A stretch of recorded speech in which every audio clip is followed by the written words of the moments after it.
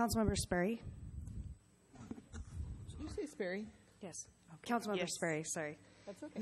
Councilmember Danuski. Here. Deputy Mayor Van Ness. Here. Councilmember Herbig. Here. Councilmember Smith. Here. Councilmember Curtis. Present. I'd like to call on Karina File to lead us in our flag salute.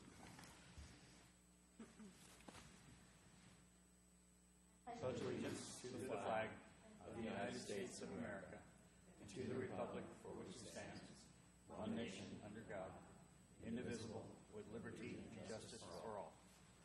Thank you.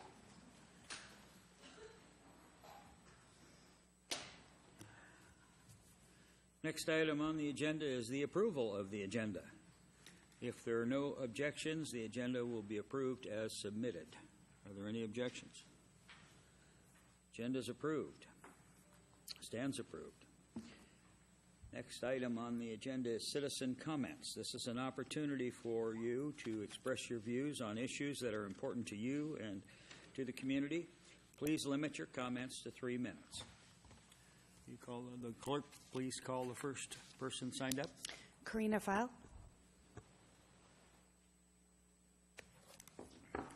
Hi, I'm Karina File, a citizen of Kenmore, and I'm here to talk a little bit about the ordinance number 17-0442 regarding relating to health and safety.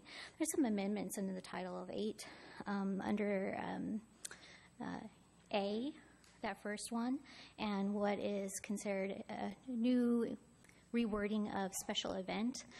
I think that while it's important to look at what is the difference between a special event and a community gathering or free assembly, it's really important to monitor those differences cautiously.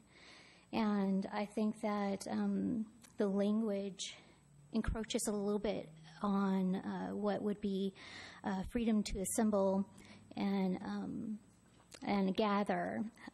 We now are putting a number to what's going to be called a special event.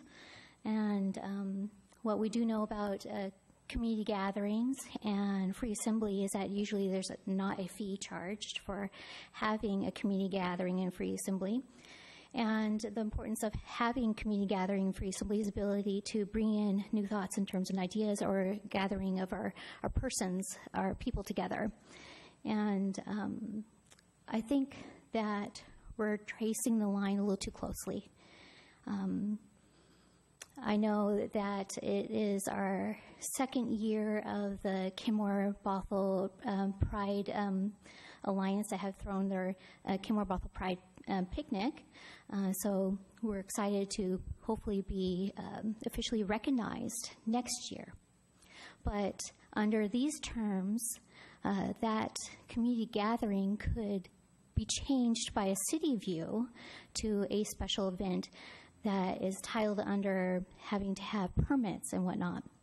And given that it was so hard to launch off that family support for our community with city support, I think I'm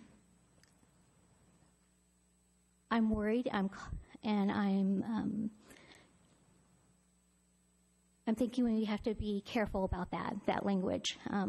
When I reach out to Equal Rights Washington and what's called community gathering and free assembly and what is being retermed under special events, we're getting a little shady in that language, and I think we have to be careful. Those are our fundamental freedoms. And even if we had a large assembly of persons on the steps out here at the city to speak up about an issue, that could be a special event under the new terminology. Deputy Mayor, we're at 3 minutes. Thank you. Thank you. John Hendrickson.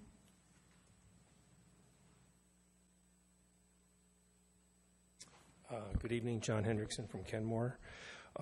Last year when the council passed the PAW ordinance, you attempted to give yourself a blanket exemption from compliance with all environmental protection laws. I appealed that and won. The hearings board invalidated your ordinance. We went back to the old law.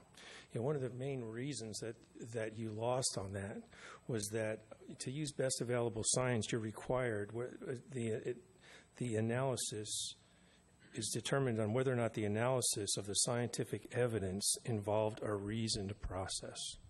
A reasoned process. And there was no reasoned process. And when you look at the $5 million for the ball field up at St. Ed's, the same thing is happening. You don't see any reasoned process as this whole thing is unfolded. And, it started with the Doug Levy, Brent Smith coercion, extortion letter that encouraged the council to withhold permits for St. Ed's Hotel if they don't give you the ball field, right? Not one council member stood up and said, hey, wait a minute, this violates the 5th and the 14th Amendments. The constitutional line of personal liberties that you can't cross. And Brent Smith just laughed, and I know he loves it. But that's why we have 7 council members, to try to help that person to realize that you can't take people's property. Okay? So the next thing that happened was you went to change the PAW, and you wanted to over-engineer the drainage up there. Not one person said, we went through this in 2008, and our lawyers told us we couldn't do that change. We lost $290,000 in pre-development costs on projects we had to abandon. No one said boo. Okay? On the PAW appeal, any city attorney worth half their salt would tell you you're not going to win that case. You didn't do any science at all. You said, hey, I want to change this law. I just want to drain this wetland, and let's do it. Not one person stood up. And now you have a project that went from $1.5 million, $2 million to $5 million over 20 years. Leasing property, investing $5 million in a project in land you don't even own. And no one's standing up, doing any kind of a reasoned process, stepping back and saying, hey, where's the best place we could use this money? So, when I was on the council, over our first 12 years, we had only spent $3.2 million on ourselves in parks and a sidewalk on 155th. This is $5 million. So what I think you need to do, what I would encourage you to do is, number one, is tell the truth about our road tax every year and how that money should be spent. That's the big thing hurting this council. But the other thing is, go back and get a resolution to state parks overturning and letting them know that you reject the Brent Smith, Doug Levy Deputy Mayor, letter. we're at 3 minutes. Make a resolution. Let them know those people are under duress. They're afraid of you because you can kill their development project at the hotel with the permit authority you have, and it's being abused. Let them know you're not going to abuse that authority. Please. In a letter. Thank you. Thank you. There's nobody else signed up. Is there anyone else wishing to be heard? Is there anyone else wishing to be heard? Okay. Seeing no one, the comment period is now closed. The consent agenda is the next item on the agenda. All those in favor of approving the consent agenda as written, say aye. Aye. Aye. Opposed? Consent agenda is unanimously approved as submitted. The business agenda. MCI Metro Access Transmission Services Corporation, doing business as Verizon Access Transmission Services Franchise Agreement presentation. Public Works Operation Manager Jennifer Gordon.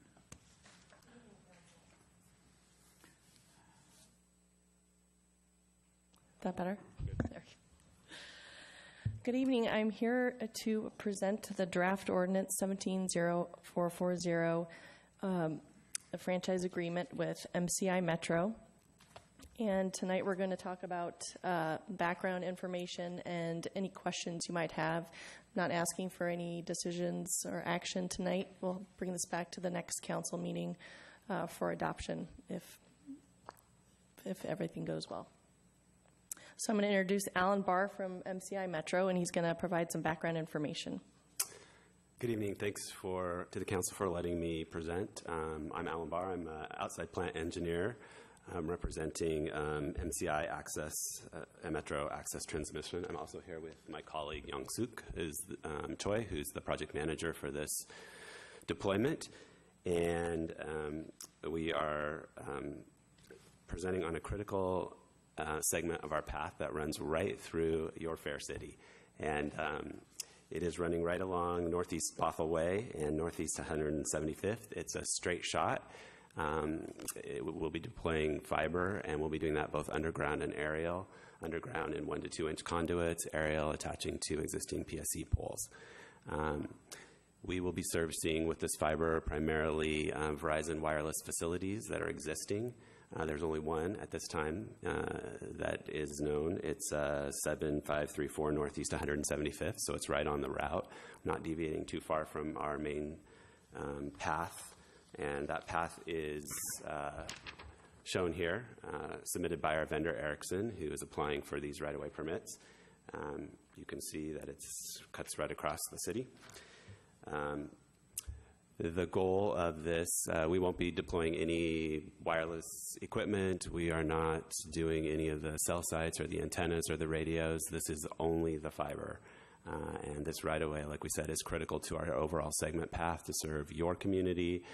We will be offering fiber to both large enterprise and small businesses. Fiber is now become the mainstay of smart cities, data use. You just really can't keep up with the demand. As you know, everybody wants to watch a movie on their phone. And so in order to make these cities livable and to businesses thrive, this fiber is critical. And I believe the right-of-way permit was submitted October 2016. Of course, we're complying with any regulations and whatever's required by both the municipalities, jurisdictions, and the utility companies. We're applying for all of our permits to do this, and we are ready to build when those permits are granted. There's not much more to say. It's a pretty simple installation, just one line of fiber traveling right through the city with a branch to any cellular facilities, and in the future, any businesses that need that fiber. So pretty straightforward, pretty clear cut. If you have any concerns about it, questions about the installation, how that's going to look, I'm happy to answer those at this time. Or you guys can contact me via email anytime. Councilmember Sperry? Well, thank you for being here. And yes, I had the exact question that you just said, because I think what most citizens are, well, first of all, we all agree, that the fiber and the data is very important. However, most citizens are going to want to know, what does this look like? What's the impact? Trenches, road closures, what are we looking at? Yeah, that is the primary impact. We do either trench or bore, so there is excavation involved. Having it be a 1 inch to 2 inch conduit minimizes that. As far as the duration of what you're doing, we do it segmented so that you don't have long periods of closures for overall. The work can be done at off hours and night. So I can't say that there's no impact, but the impact really is minimized. As far as the traffic patterns and the flow, we try not to impact that at all or as little as possible, with either doing the work off hours or in small segments where the traffic is not impacted during the work hours. Helen, would the Burke-Gilman access or the path itself be impacted at all? No, we're just on the main Northeast Bothell Way. Okay. Actually, maybe I better verify that. When I look at the path here, Just on 175th. yeah, that is kind of the, is that where the Burke-Gilman kind of branches off Well, to? it's kind of between 522 and 175th. Yeah. So we are on that 175th area right there, so there might be some impact there. If you could maybe bring back a little bit more clarification, particularly on the Burke-Gilman part of it. Sure. Thank you. Sure, and we would, again, not close the Burke-Gilman. We would do whatever we needed to do to minimize the impact there. Traffic control, pedestrian bike control. Yep. Any other questions? Other than this one business on 175th, and I assume it's a business, it's on the north side of 175th? Cell tower. It's a cell tower, yeah. It's a cell tower. It's a Verizon cell tower Okay. that we will be feeding. How does fiber to. Kenmore benefit from this? Yeah, so it's going to, as the carriers develop, if they want to come to MCI for fiber, we can meet the capacity demands that they have. Currently, their current fiber needs cannot, or their fiber supplies cannot meet the demands. Like I said, the demands are just increasing exponentially. So it provides improved cell coverage for voice, video, data services to the residents of Kenmore. Everyone wants, like I said, to be able to watch a movie on their phone now or watch YouTube videos all night long. So we'll be able, anyone who wants to use this fiber will have the maximum capacity they can for their cellular data. Also, our main focus and our business is for either large enterprise or smaller enterprise. We're really targeting any kind of business that depends on tech. That can be biomedical. Any kind of business that has high data needs is going to need direct fiber, and we are really going to be offering the most fiber that any business can get by running it through Kenmore here. So it will not only help the wireless needs of the residents, but it will also attract businesses that require a large data capacity. Okay, so this fiber line running through Kenmore conceivably could have branches that are going to local businesses and residences? Yes, in the future. Maybe the whole south side of the city that doesn't have fiber? Yes. Is that possible? Yes, those would be our lateral branches, and we would feed what we call enterprise customers, business customers. Just enterprise customers? But At not this time, residences? just enterprise customers, not residences, for fiber to home. Okay. Well, could an enterprise customer then serve residences? Like with a Wi-Fi system or fiber from there, that. Yeah, well, like Yeah. the cell tower is an enterprise customer. Right. They could certainly serve, like the wireless the Verizon will be serving all of the customers wirelessly, but as far as a hard line to the home, that is not part of our scope or plan. We are. But it's possible. It is possible, yeah. Yeah. And allowing the franchise agreement makes, creates that possibility down the line. So right now they're just talking about this one project, but the franchise agreement would allow them to do maintenance and repair installation of other facilities within the city limits with the, necessary permits needed. But you're right on target because that's what everybody's going to want. The demands are going to get. So this enhances the wireless capabilities. It enhances the Verizon wireless capabilities, and a lot of people are going to, Wi-Fi based entertainment in their home, and they will need fiber to the home as well. So she's right. As a future goal, cities are going to have to be smart cities with high demand capacity. Okay. Both for That's residents and, encouraging, 'cause yeah, with both residents and I'm having businesses. some difficulties. So, Yeah, thank you. you and Any me other and everybody. questions? Stacy? City manager? From a process standpoint, state law requires this to go in front of you twice. So a week from now, you'll be seeing this again. For a vote? Okay. Yep. Thank you. Appreciate Okay, thank you very much. Yep, and I will definitely get the specific impact, if any, to the Burt Gilman and get that out to you.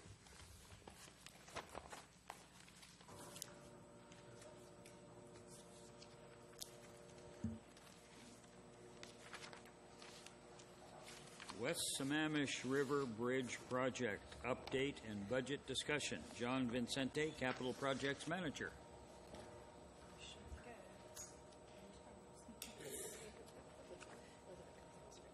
Your tech support's over.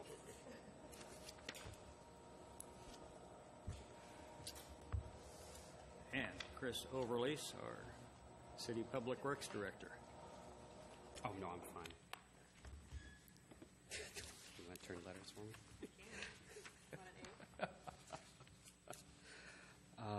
Good evening. I'm here to talk to you about the West Sammamish River Bridge. Before I get started, I'd want to reintroduce again Kevin Kim from Jacobs, our design.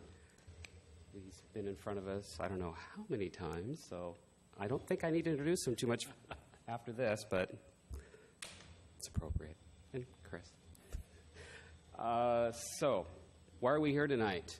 We're going to be giving you an update status on the bridge and the schedule, followed by an update on the budget and kind of discuss where we're at with that budget and some issues that we're having with the cost. And then we're going to be asking for some concurrence on our recommendation for moving forward. So our current status, we had an open house on January 26th, and we have about 40 folks show up from the community. It was very positive, a lot of support for the project. Everybody seemed to appreciate the design, and the major concerns were related to existing traffic and then traffic during construction.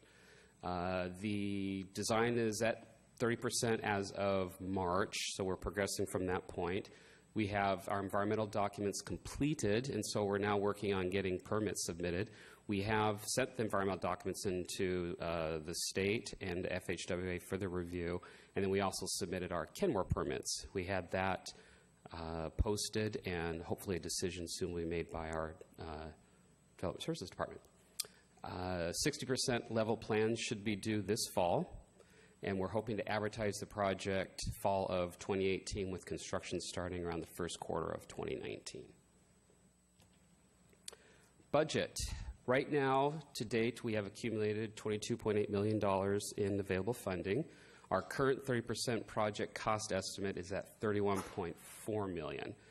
The cost estimate was based upon our 30% design estimate, or design level, and it's fairly conservative at this point, mainly because we are at 30% design. We haven't gone too deep into the design yet to know exact cost. We still haven't started our right-of-way acquisition, so that leaves some questions in the total project scope. The permitting is incomplete. We still need to figure out what those agencies are going to want us to do to get our permitting. And then we're not looking to advertise for over a year, and so we can't predict the bidding climate. And given how far away it is, we added extra contingency for that. The 30% design funding has shown us a gap of about $8.6 million from the current funding that we have.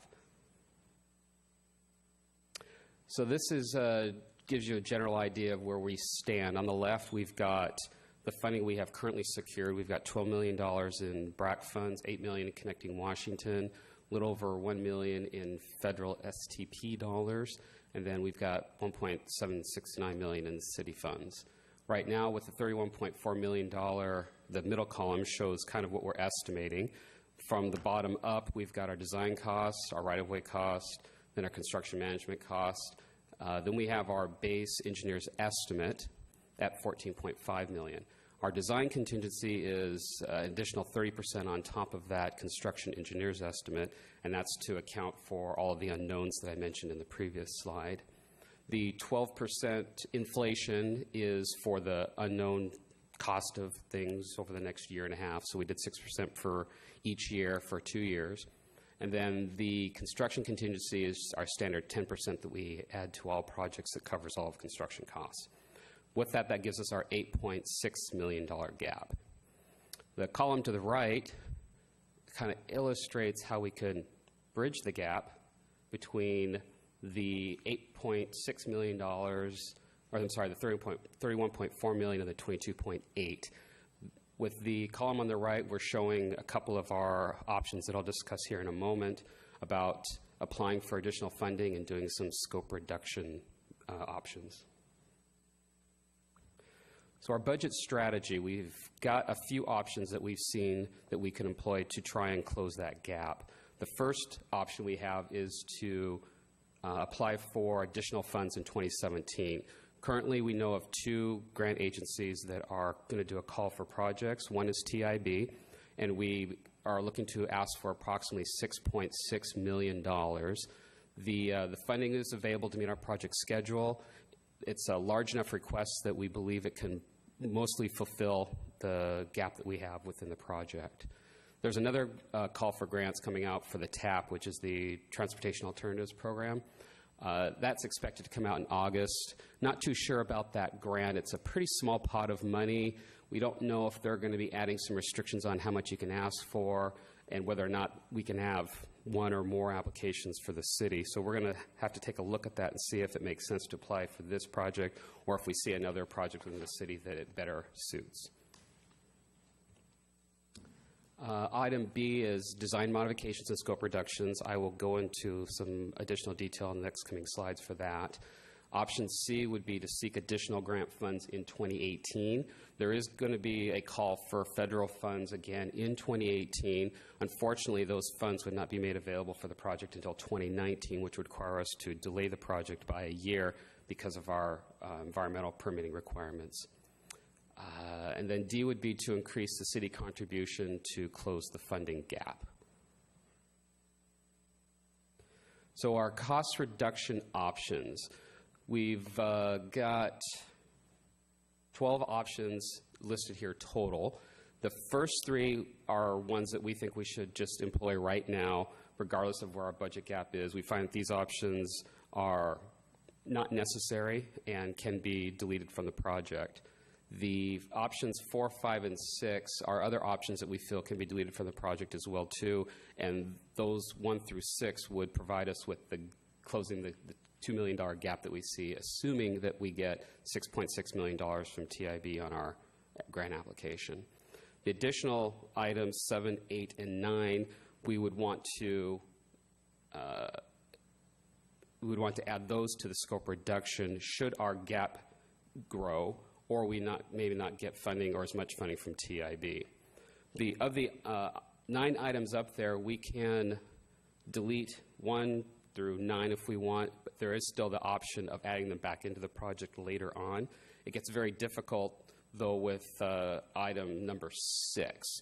Reducing the bridge by 4 feet requires a lot of extra design to make that happen, and to put it back into the project would make it a little bit more difficult. So that's the one item on there that we would really need to get an answer on whether or not we should consider it for modification for removal or take it off the list altogether. But other than that, the other items are relatively easy to put in, put out. Is that right, Kevin? That is correct. Okay. So we've got items 10, 11, and 12. Right now, we're not recommending that we go with these items. We are just presenting them to show that they are items that are possible. Unfortunately, these items are for when the budget gaps get a little bit too high and that we're just getting a little bit uncertain as to how to close that gap. The items 10 remove all of the architectural features. 11 and 12 are dealing with traffic impacts and keeping one lane or in one direction or one lane southbound, 2 lanes northbound.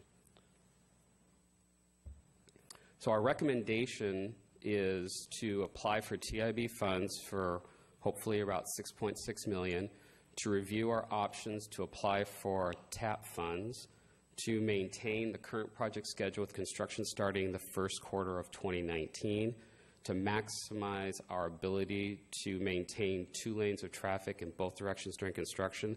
There will be times when we're just going to have to probably close the bridge for setting girders or some other traffic control measures that will require us to take lanes. We're going to try and keep that restricted to nighttime and non-peak hours. But again, until we get the project going, get a contractor on board, we don't know exactly what the impacts will be, but we will do our best to maintain 2 lanes in each direction. The other option is to apply scope modifications option 1 through 6 immediately. And then if funding gap increases, we would like to have the ability to apply scope modifications 7 through 9 in the order as shown to close the gap. And if we find that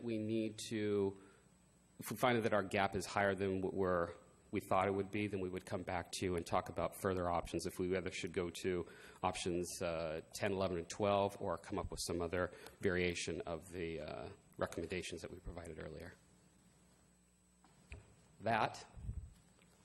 Any questions? Start down at the end with Councilmember Smith. Thanks, John, for the update. I have a question on number 6. Can you give me a little more clarification on what that would mean for the overall function and utility of the bridge by decreasing it by 4 feet in width? So if we were to reduce the bridge by 4 feet, we would take that width from the lane, travel lanes. So we'd have slightly narrower travel lanes that we're currently proposing, but those lanes proposed right now would reduce to, is it 10 feet? 12 to 11. From 12 to 11 feet. So it's still, That's pretty good. still within standard design widths.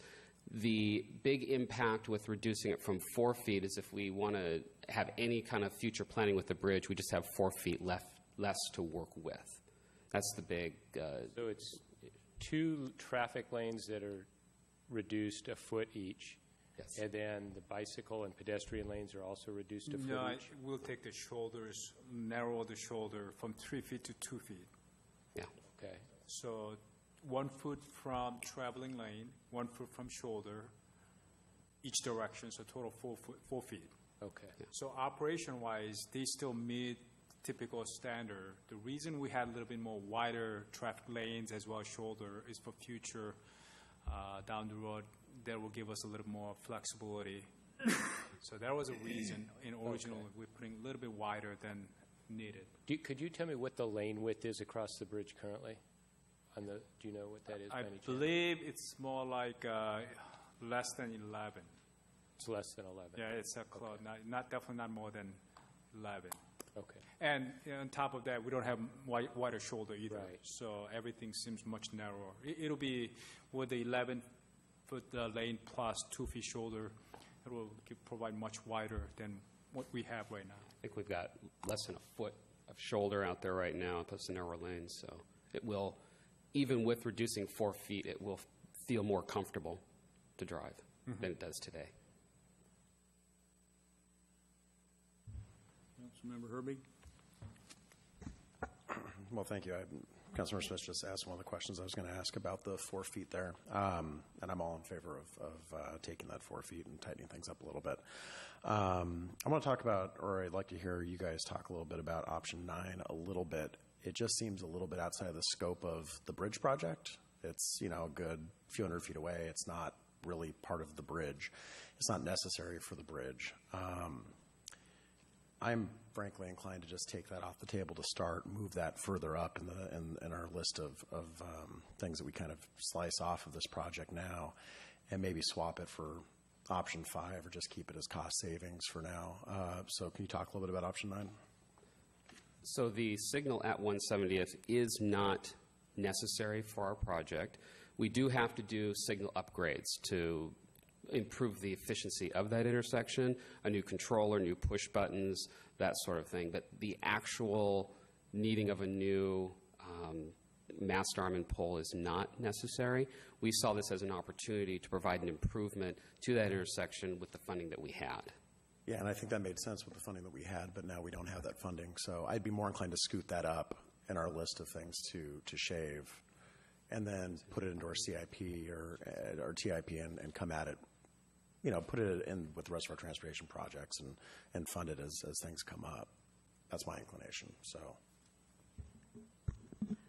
I'd like to add that this intersection is where we're going to be switching traffic from the east side to the west side, so if we're coming down Juanita. The project limits for the bridge are 170th, 175th, and what staff has been trying to do is look at the corridor and trying to balance which the 170th intersection is the Juanita project going to build it, or is the bridge? And so my preference is, as much as we can keep this in the bridge project, given its high level of grant funding, I like the idea of keeping it on the list, and then we can see as time progresses, as design comes in, if we think we have the resources, I would like the bridge to do that intersection. But to stress what John said, we'll still make improvements to improve pedestrian and bicycle safety and get folks around. This just won't be the nice new mast arms and posts. But Chris, could you reiterate what you just said? So it's at that intersection that pedestrian and bicycle traffic will shift in both directions. Well, I guess northbound will shift from east side of the road to west side of the road. Can you talk about that a little bit more? Sure, because our design for the Juanita corridor is to have sidewalk on the east side and then a bicycle facility on both sides of the street. So depending which way you're traveling, if you're going northbound and you're a bicycle, so think of that, you're going down the hill, you're going northbound, you're going towards the bridge. Some riders will stay to choose in lane and go northbound across the bridge, probably in the lane, because the very narrow pedestrian facility really isn't great for bicycles. So we're going to have quite a few people that want to get to the other side of the street on the new bicycle facility on the new bridge. And you'll have the same thing with pedestrians. Pedestrians can choose to stay on the east side and walk along Rhododendron Park north, but I think most folks are going to want to cross the street to get to the new facility. So to me, the 170th intersection is critical improvement-wise to make sure we can have crossings for folks to get. We're at 30%. It's still early, but we have been talking about bicycle signals. We've been talking about different technology to add. So those will happen regardless. That is not included in the money we're talking. That is for new mast arms bases and those things. Because right now it's on a wire. The signal's on a wire, and we can leave that. So this would give it the new, more modern, new standard intersection look. I appreciate all that. I just, this wasn't, at least I don't remember this being part of the project when we were discussing it for the first time a couple years ago or any of the updates until I saw this list. And I was like, it just seemed like we were trying to slap something on there because we had grant funding and now we thought we had funding and now we don't have funding. So it was added after the fact. Why wouldn't it be one of the first things taken off? I mean, I understand the utility of it down the road. I'm just not sure if I view it as being essential immediately for the bridge when really what we need is a safe way for folks to cross the river, and that's where our focus should be, is getting people across the river in a safe manner rather than the intersection adjacent to it. I'm just not 100% sold on it as being as far down the list as it should be. I kind of feel like it should be one of the first things cut off because it was one of the last things added on. So. Well, I think, and maybe another question to have is how important it is to you overall, because you make the argument that it wasn't in the Juanita project either. So I think a discussion to have is how important, or is it important? I view it's one long corridor. You have multiple funding sources, different timing to build things. So I really appreciate what you're saying. And if we can't afford it to build it as part of the bridge project, that's okay. But is it something that between the two projects, we want to see happen? And then as design progresses on both, we can see where it best fits, because that's where the projects combine. No, you're right.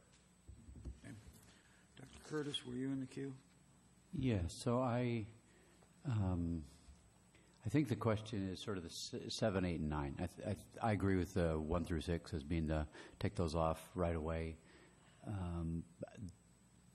Your little comment said we'll use 7, 8, and 9 in the order in which they're listed. And I think that's the tricky part. And again, I guess my question is the 170th traffic signal versus the maritime lighting. I think the delete the utility undergrounding is more important than the other two. So of the 7, 8, 9, I would put 7 right where you've got it. The other two, I'm not sure I have an answer. Would there be room, if we have to make more cuts, we could debate the 7, 8, 9 when we got closer to that decision point? Or we need to make up our mind now, and that's the order, so the engineers will sort of know what we're taking off next and next and next. And we don't have to decide right now whether or not we want to take 7, 8, and 9 as part of the cut to the project, or which order. We are going to get updated cost estimates in somewhere in the fall with the 60%, which will tell us, give us a little better handle of what the costs might be. And at that point, we could then say, do we need to make more cuts, or can we back off a little bit on those cuts? And then again, we'll get another estimate in the spring of next year, and that will give us even closer to our costs. And we can, on some of these elements, we can decide, okay, do we want to delete them even further? The downside to waiting until we get to that point is, without knowing what is expected of us, we're not really sure whether we should hold back on one part of a design or not. Okay. Then I had one more question on number 9. Again, so it's $336,000 just for those mast arms? Because the rest of the work has to be done anyway. So there would be 4 mast arms, 4 poles, and everything around required for that. That also includes all of the contingencies that we throw on top of it, so the 30% design contingency, the inflation cost, and the 10% contingency. That's why that number is much higher than you might normally see. So if it doesn't fit under the bridge and it doesn't fit under Juanita, eventually we would have to make a decision. Is it important enough to put on a CIP project list somewhere? Yes. Yeah, if you wait to do it after the fact, it will cost more, because then we don't have the infrastructure in place for that new signal, and so we would have to either today know what we have to put into the ground, or tomorrow dig up the ground to put in that infrastructure. So it would be a conscious decision to delay for the future at a higher cost than today. All right, thank you. Councilmember Danuski? Hi. So I like the idea of maybe coming back with the 7, 8, 9. I was concerned about the width, but I think you guys have explained that and explained most of my questions. Personal choice, I would like to see the undergrounding if we could do that. If we don't do it now, we're never going to do it, probably. It's so expensive. And it looks like there are a few options for the 170th signal that we may get some more ideas on where it fits best in the next months. And I'm not married to the maritime lighting personally, so I'd like to see us have another discussion on 7, 8, 9 if that works for you guys. If we have to go there. When we get our 60% estimates, internally we can take a look to see if we need to look at additional cost-cutting measures or if we can back off on some of them. So, yeah, we definitely could come back in the fall if necessary. Thanks. Councilmember Sperry? Well, thank you. Thank you so much for your hard work in going through this and giving us a list. And I do generally concur that the 1 through 6, I concur with as far as cutting that out now. 7, 8, and 9, I'd really like to see all of it happen. However, I also realize that we have to balance the funding aspect of it. To me, the utility undergrounding, we've seen time after time what a difference that makes on the roads, on the highway and everything. The lighting, I actually think that is a key aesthetic, and it's also because it's a pedestrian bike corridor. My understanding of that aspect of the lighting is it's low down, like where it would illuminate some pathways and that kind of thing for walkers and that. Am I not correct on the maritime lighting? It's definitely low down. I just don't know how well. Maritime is the lighting on the top of the barrier between the cars blue and light like these. The port and starboard runway lighting, yeah. So it defines. It's not really illuminating the path. Interesting. Pathway. Just it's accent lighting. Yeah. It's not illuminating the water. No. It's on top of the bridge. It just looks like marine lighting. Correct. Or airport runway lighting. Feature. There is going to be other pedestrian lighting along the pathway. What the maritime lighting does is I guess at night it creates kind of a visual separation for people walking on the path and cars coming along as well, because that barrier won't exactly be easy to see at night, but that lighting just adds that little extra special oomph to the separation. And that is important in terms of safety, because I don't know if it's just because I'm a little older now, but it's when you go out and you drive at night, you realize, wow, there's a lot of places that it's not as well lit as it could be. So I think that is good. For the signal, just to be clear, so when we're talking about if we were able to do number 9, would we get something that kind of looks like this intersection out here? Is that what you're talking about, doing the mastheads? Yes, okay. Yes. It's such a key intersection. I mean, that is a huge intersection. So it would be great if we could make it work. I understand we might have to do things, but you want to think corridor and not look old and tacky right after you spend all this money to make it new. So, but thank you again. Okay, we've been around once, and I'd like to get a clarification on the first question on number 6. The answer was that we're taking 4 feet away, 1 from a lane on each direction and 1 foot from the shoulder in each direction. Correct. Now, there are 2 lanes in each direction. Actually, sorry, let me Are we clarify. taking 6 inches from each lane? No, we're taking 1 foot from each southbound lane, and then we're taking 1 foot from the barrier on it, the outside of those 2 southbound lanes. Okay, it's all on the southbound bridge. Yes, all on the southbound You're bridge. not narrowing the northbound bridge. No, we're not. Okay, so it's all on the shoulders in the 2 lanes on southbound. Okay, Correct. that makes sense then. Thank you. Councilmember Herbig. So, sorry to go back to this, but I just need some more clarification on number 9. So, is what we're talking about just aesthetic with having moving lights from hanging from wires to the overhead poles, or is there actually a functional difference with how it works, or a reason why it will work better being on a pole versus hanging from a line? So there's no real difference on how it functions. It is an aesthetic issue, but it's also a life cycle operational maintenance issue. When you have the span wire, you run a greater risk of damage due to adverse weather. The wood poles themselves do not last as long as your steel posts. So you do get a better benefit with having the steel mast arm and post than you do with the span wire and wood posts. What I don't know is the age of that signal and how much life is left in it. That's one thing I don't know if you know the answer to that or if you do. So after a certain time, those poles deteriorate just like your utility poles, and they have to be replaced. The span wire, eventually, the mechanisms, they deteriorate, and you have to replace that. And then, of course, the first thing to go on a high, heavy wind sometimes are your span wire signals. So, but there's no functional difference in how the intersection would work based on how the lights are being held up. The only functional difference that I can think of is that if you design a signal mast arm a certain size, you can add to it, whereas with the mast arm, once it's there, you can't really add too much to it unless you replace the entire span wire that's currently out there. So that's about the only thing I could think of in terms of operation or function, is that you can upgrade with the new mast arm. Is there any difference in the operation, the switching mechanism and so on in this? Nothing in that line? No, nothing like that. Just putting the signal lights on an arm rather Yeah, than correct. wire. Okay. Councilmember Smith. I'm comfortable now after with your explanation on number 6. I'm fine with adding that, and I support 1 through 6.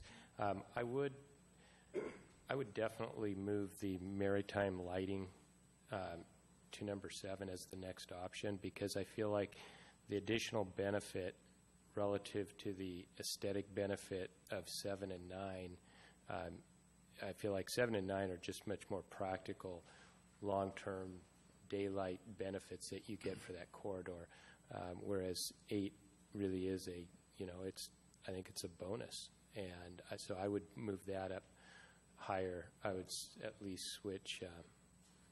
If I were to reorder those, I would put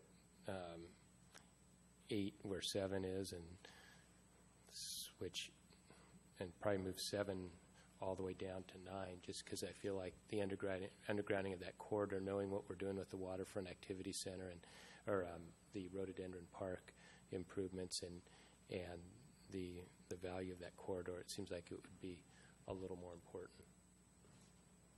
Well, the one thing I do want to mention is that the maritime lighting, that's across the entire cross-section. So that's the new bridge and the improvements that we were talking about for the older bridge. So just to let you know that that's all the way across the full width, not just the new bridge. Thank you. Dr. Curtis? So I came to the same conclusion he just did. So I'd reorder 7, 8, and 9. So the first one I'd eliminate would be the maritime lighting. The next one I'd eliminate would be the 170th traffic. And the last one I'd eliminate is delete the utility undergrounding. It has made such a huge difference in every place where we've gotten rid of the overhead wires. I think of the 3, that is the priority that I would save until the bitter end.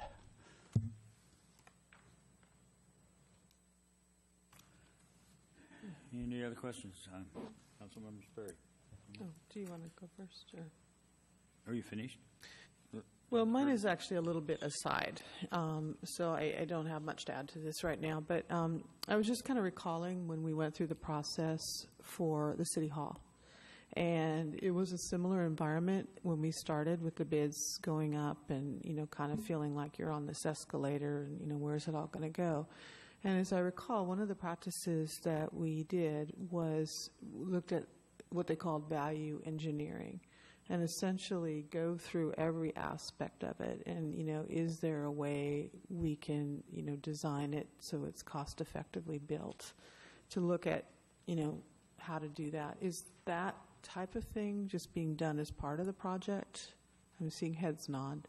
So since the project started, we have been working with people with construction experience trying to figure out the best way to design this project in the most efficient manner possible. One of the cruxes for that is because of the boat launch park, we can only be there for so long, so we have to be very efficient in our construction so that we don't violate the rules with occupying that land during construction. And of course, what we got here with our cost reduction options is part of the value engineering. Where can we make cost savings that aren't necessary? Item number one is a perfect example. We don't need to have these larger columns. They were more for aesthetics, and we realized that we can reduce our costs by over $800,000 just by making them square. Mm-hmm. So again, that's the process that we did go through.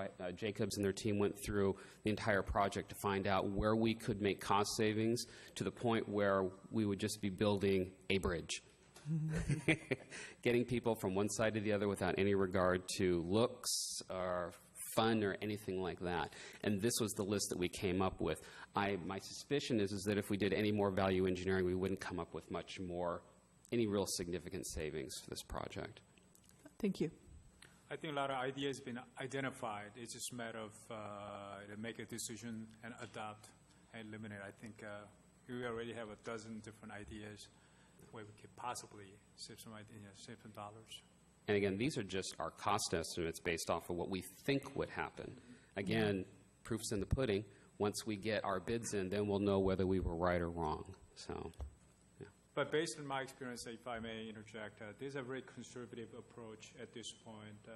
I know the construction industry is changing rapidly because WashDOT's been putting out a lot of big projects lately, so you can see in the construction, in the general market condition will, pretty aggressive next couple of years. So we try to reflect what may happen in the next couple of years. So with the contingencies we built in, we feel pretty comfortable. So in a way, what I'm saying is a very conservative approach.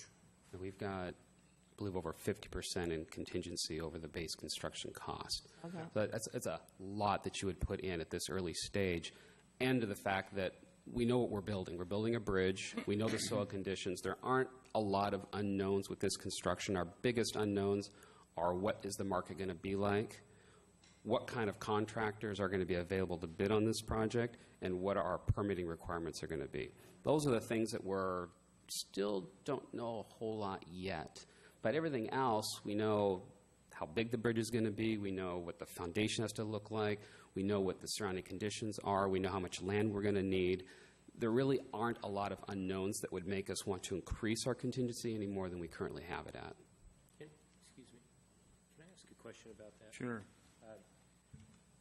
I noticed when I was looking at the schedule, and it says to advertise for construction in the fourth quarter of 2018, and then construction start the next quarter. And I was wondering, on a project of this scale, is that a typical time frame? That it just seems like such a short period from when you go to advertise it to when you expect your contractor to start, and it just seemed like such a short period of lead time, which would, to me, I would interpret that as you're probably going to get higher bids if you're going to require somebody to jump that fast. So almost every project is going to follow the same schedule from advertisement to start of construction. What changes is the complexity of your project might increase how long you want to advertise a project. And the other thing that might affect it would be what the bids come in at. So with this project, I'm looking to advertise somewhere around mid to end of October, advertising through Thanksgiving. Bids come in December. go to council in January, contract in February, start in March. Wow. So those bridge contractors, they go into October and they have no idea that they might have to mobilize for a $30 million project on a bridge 3 months later then. That's normal. I mean, that's what you're telling me, so I guess that's normal then. That's pretty normal for most contractors. Wow. Yeah, Okay. yeah. In fact, most contractors are hitting you up to start sooner. Okay. Yeah, they want to get going. Usually when they're bidding for a project, they're ready to go now in a lot of cases. Besides that, in order to promote our project, we usually try to reach out to some prospective contractors. For size of these projects, we pretty much know who could be who could come after this kind of project. So we usually give them heads up. Okay, so that makes a lot of sense. So those people start looking into it a little bit early, so they will do their homework. Thank you. I appreciate that. I'd like to add that advertising in October and November is part of our cost-saving strategy. When you bid that time of year, there's a potential to save millions of dollars. I've seen large capital projects rebid in that fall, early winter time frame and seriously save some money, because that's when contractors are looking to line up their big projects for the following summer.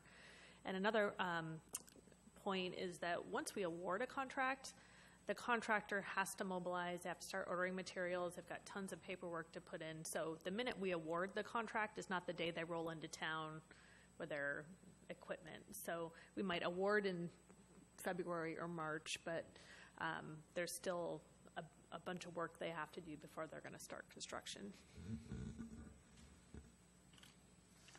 I had a question on number 1.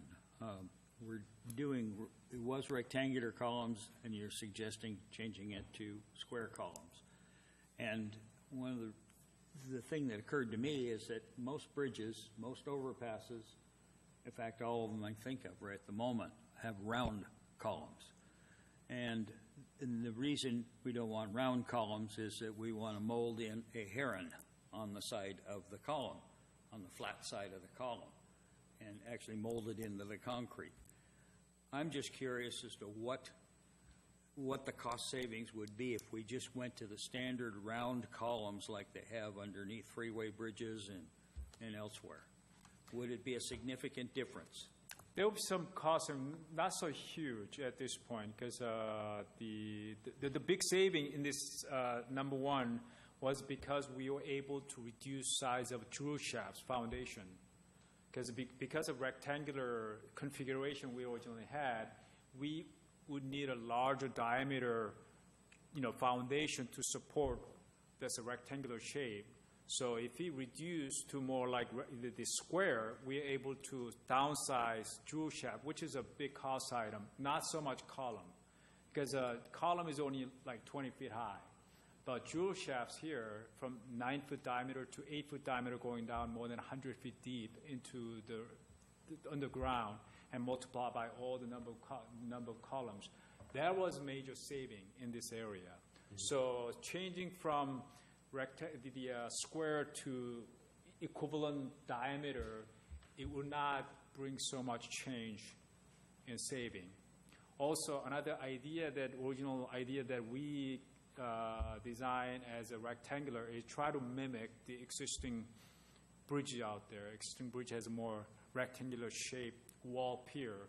So we thought it would make sense to maintain similar idea of more shape, the rectangular versus circular. So that was a reason. But going back to your original answer, I don't anticipate huge cost saving from changing from the square to circular at this point. What occurred to me is that, a square or rectangular column is a very it has the possibility of artistic design on it, more so than a round column. And I look at all these freeway bridges and on-ramps, and I don't see any flat columns. They're all round columns. They're all functional columns and not artistic columns. Correct.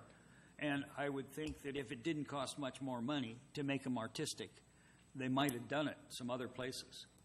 Or are we the first to think of putting artwork under a bridge?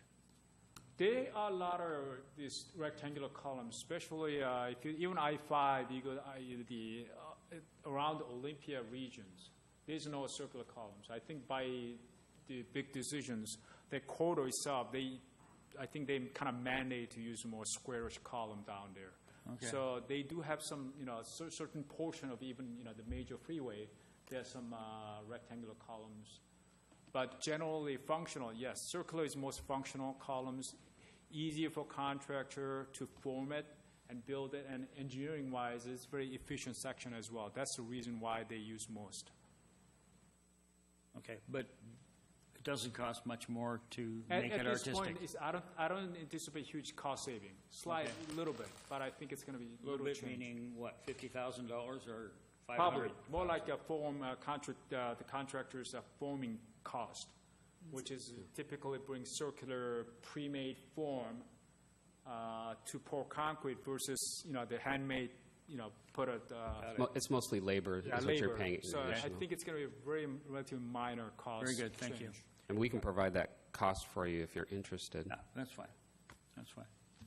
Any other questions or comments? City Manager. Yeah, thanks to all of you for the great work you've been doing on this project. And I applaud you for being conservative on your cost estimates and on the contingency amounts. This project is only a 30% design. I want to point that out. And in my experience, especially on big projects, the cost estimate only goes up, going from 30% to 60% to 90%. The design team, they're going off the information that they have at this time, and so that this is what they can give you. But we are in a boomtown climate where demand for contractors exceeds supply. And when that happens, price just goes up. And they've got a 6% per year growth factor in that. But I wouldn't be surprised if it isn't more.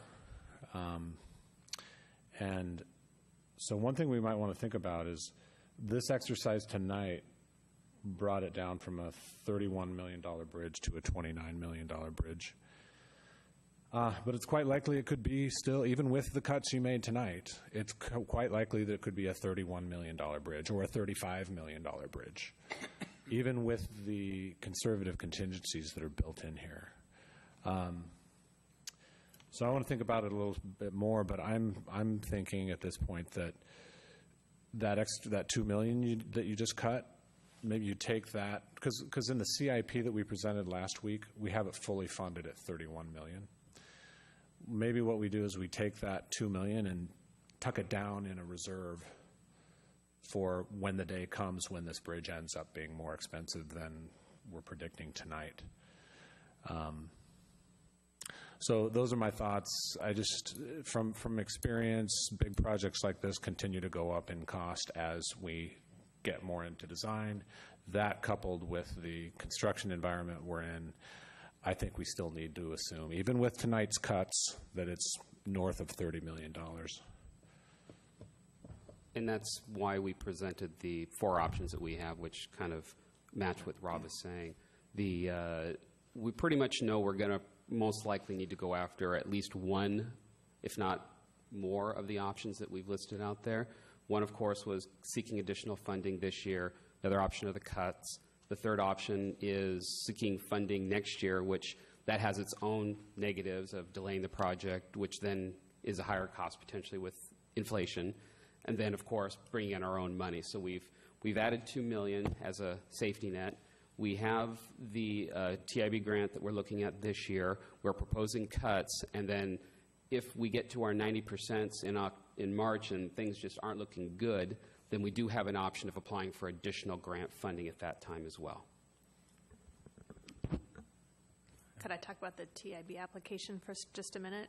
Sure. So we will be applying for a Transportation Improvement Board grant. We've already met with their staff. Greg Armstrong was there. I don't know if you saw him today at our ribbon cutting. He's with the Transportation Improvement Board. the number that we've listed, what was it, 6.6 million, is what we feel is a comfortable ask based on the feedback they've given us.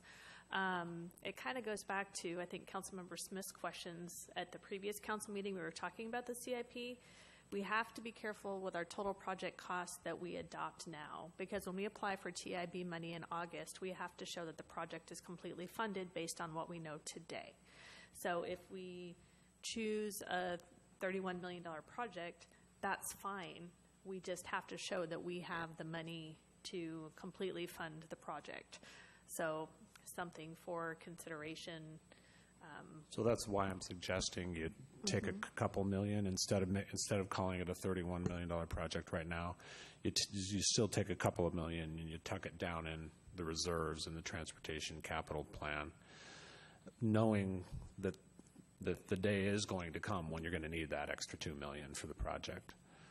So, one other thing on TIB is, and this is preliminary, but the TIB staff are recommending that we, as part of this TIB application, that we add in the sidewalk along Rhododendron Park, which will increase our TIB grant application ask, but it's more money to the project too. Usually we try to listen to what TIB says and do what they recommend, because they kind of tell us what to do, and if we do what they tell us to do, that increases our chances of getting the grant. So if you see Rhododendron Park sidewalk on the east side of Juanita Drive, there, 68th Avenue, it's mainly because TIB is driving that addition. I do want to emphasize that the TIB grant that we're applying for does require you to have sidewalk on both sides of the street. You can request a waiver from that requirement from TIB, but they have to approve that, and there's no guarantee that they will. So it is a requirement of the grant to have sidewalk on both sides. So I just wanted to clarify that that's pretty much why they recommend it be on both sides. Is that going back? I might thinking twice about saying this, but there's a fifth opportunity to deal with cost overruns, and that would be councilmanic bonds. If worse comes to worse, we've got a lot of time, effort, and dollars invested in this project already. It is a project I feel that is vital to the future of the city of Kenmore, and for it to fall by the wayside for lack of other funding, it may mean that we may have to borrow some money. And that's within our power to do as a city council. If the need arises, that would be my last choice. And that falls in with the option for having more city dollars into it, whether that's through REIT, a loan, whether we move money into, however we want to propose doing that, but that, again, would fall into that category. Also, in the CIP we showed you last week, we had it at $31 million. And the last $2 million were funded with debt in that scenario. We showed you that last week. With the first debt service payment in 2022, we were assuming a 10-year note, $2 million 10-year note, with year one being paid in 2022. Yeah, I just wanted to be sure that the word was included in this discussion tonight. That it is a possibility. So when we come back, do you need any action from us tonight? No. Yeah, Dr. Curtis has another question. So, Chris, what were you saying? Oh, I was going to add, so when we come back and to tie up the CIP conversation, when we come back to update the CIP for this project, I mean, Rob had a separate conversation. I had a separate conversation with Greg with the TIB today about sidewalk along Rhododendron Park. So our team is going to have to go back and look at what that would take in order to add that to the bridge project. And we'll look at that number. But in my mind, what that means is instead of asking TIB for the $6.6 million, I said to Greg, I said, does that mean our ask can go up then? And he went, yeah. So I don't feel at this point that we're looking to cut a bunch more out of the bridge project to add that side of sidewalk. But at the same time, our team, Rob, John, and I, and Joanne, have not talked about this new event, and we need to figure out what it means for our update of the CIP and our grant application. Okay, thank you. Dr. Curtis had another question. So I was just thinking about with all the building going on in the Puget Sound area over the next decade or so, do we look farther afield, other states that maybe aren't in a building frenzy that do bridges?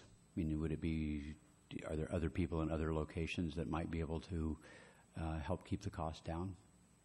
If in their state they're not building so many things? Contractors? Contractors. I think at least we do a lot of big projects, state big projects. We see, some contractors from Oregon are coming up here and they try to be more competitive.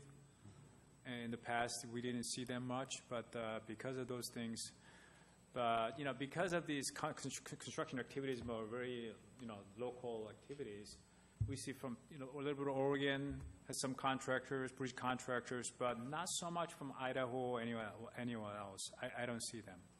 Maybe California, definitely national contractors, I see more active in this area. They try to really, they boost the market share here. So I see them as well. When we advertise for bids, do we reach out to those other geographic areas?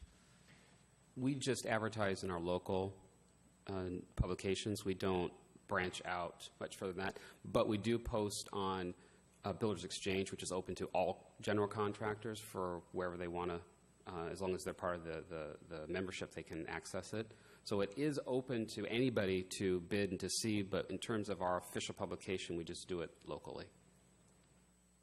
Okay. Do you need anything other than what you've received so far from us tonight? Again, the concurrence with the recommendations, and it sounds like you concur with everything except for the final bullet that I'm listing, which you want us to come back if we need to do something more than 1 through 6 in terms of modifications. So if that's, I think if we had our druthers, we'd like to keep 7 through 9. Yes. And my brothers, I'd want to keep 3 through 9. 3 through 9. Councilmember Curtis suggested a reordering of 7 through 9. Do the rest of you agree with that? No? Yeah? Well, it was requested that we come back to discuss 7, 8, and 9 should we find that we need to do more cuts. So at that time, if we do find we need to come back to council and talk about it, they can then at that time decide which order they want, which cut they want to make. Although the other option is, since we've thought about it right now, if we're in agreement that that's the order, we could just go ahead and give you direction now. Could, yes. But I saw at least one of you shaking your head no on that order, so. I personally would like to wait until we see if we need it. And again, with all of the options presented, with the exception of option number 6, it's fairly easy for us to add things back in if we find that our costs are getting lower. And then the other option we do have is if we wanted to, we could throw some of these things in as an additive bid, make it competitive, and if the bids come in low, we can award those as well too. So we still have flexibility still to go, 30%. So. Okay. Thank you very much. Thank you for all the work that you put into this, and it's not an easy project. There are a lot of organizations, a lot of permitting agencies that we need to get clearance from, and it's a complex planning process. So that's why keep we have after it, and we appreciate what you're doing. So the bridge field trip was much more fun than this conversation. If I may say, we really appreciate, we work with a lot of agencies, but you folks, your council has been very supportive and very positive about this project, so we feel we have a great partnership, so I personally want to thank you for all your support and continuing kind of coordinations and partnership. Thank you for your input in the process, so thank you. A pleasure. Okay, next item on the agenda. Discussion of amendments to the 2017-18 biennial budget. Ms. Joanne Gregory, Finance and Administration Director.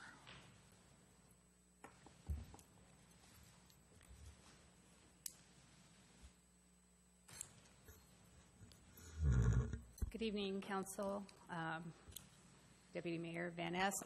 Again, tonight I'm just going to illustrate on the screen the budget or the agenda item, and as we walk through the different amendments. I'm going to pull it up here.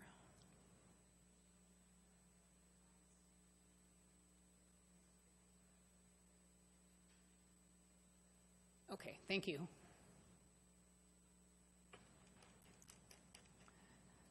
All right. Thank you again. So tonight we're going to look at some recommended amendments to the budget. If you recall, on December 12th of 2016, we adopted the 2017-18 biennial budget, and this would be the first amendment to that budget. And I'm going to walk you through and ask you to review and provide direction on the amendments that are recommended in the attachment to the agenda item. Most of these amendments pertain to adjustments that were recommended when we talked about the capital improvement program last week. So this would be putting in place those recommendations as they pertain to the 2017-18 year. Then there are some other amendments that create accounts for the Walkways and Waterways Bond Fund. And then there are a couple of new funding requests. If you approve of these amendments this evening, then next week we'll present an ordinance to officially adopt the amendments to the budget, along with an ordinance. We'll be bringing back the CIP next week as well. So in the tables that are attached to the memo, this is where I'll display them on the screen. The green sections represent the revenue adjustments, and the ugly red sections represent the expenditure adjustments. They don't come across in a very, very flattering way. So we'll start with the general fund, where there are only 3 items proposed for adjustment. And the first one is in the finance department. You approved a budget for our financial software back in April of 2016 for $169,000. And I anticipated the project would move along a little quicker and that more costs would be incurred in 2016, but it didn't move along that quickly. So we really didn't, we only spent $56,000 of that budget last year.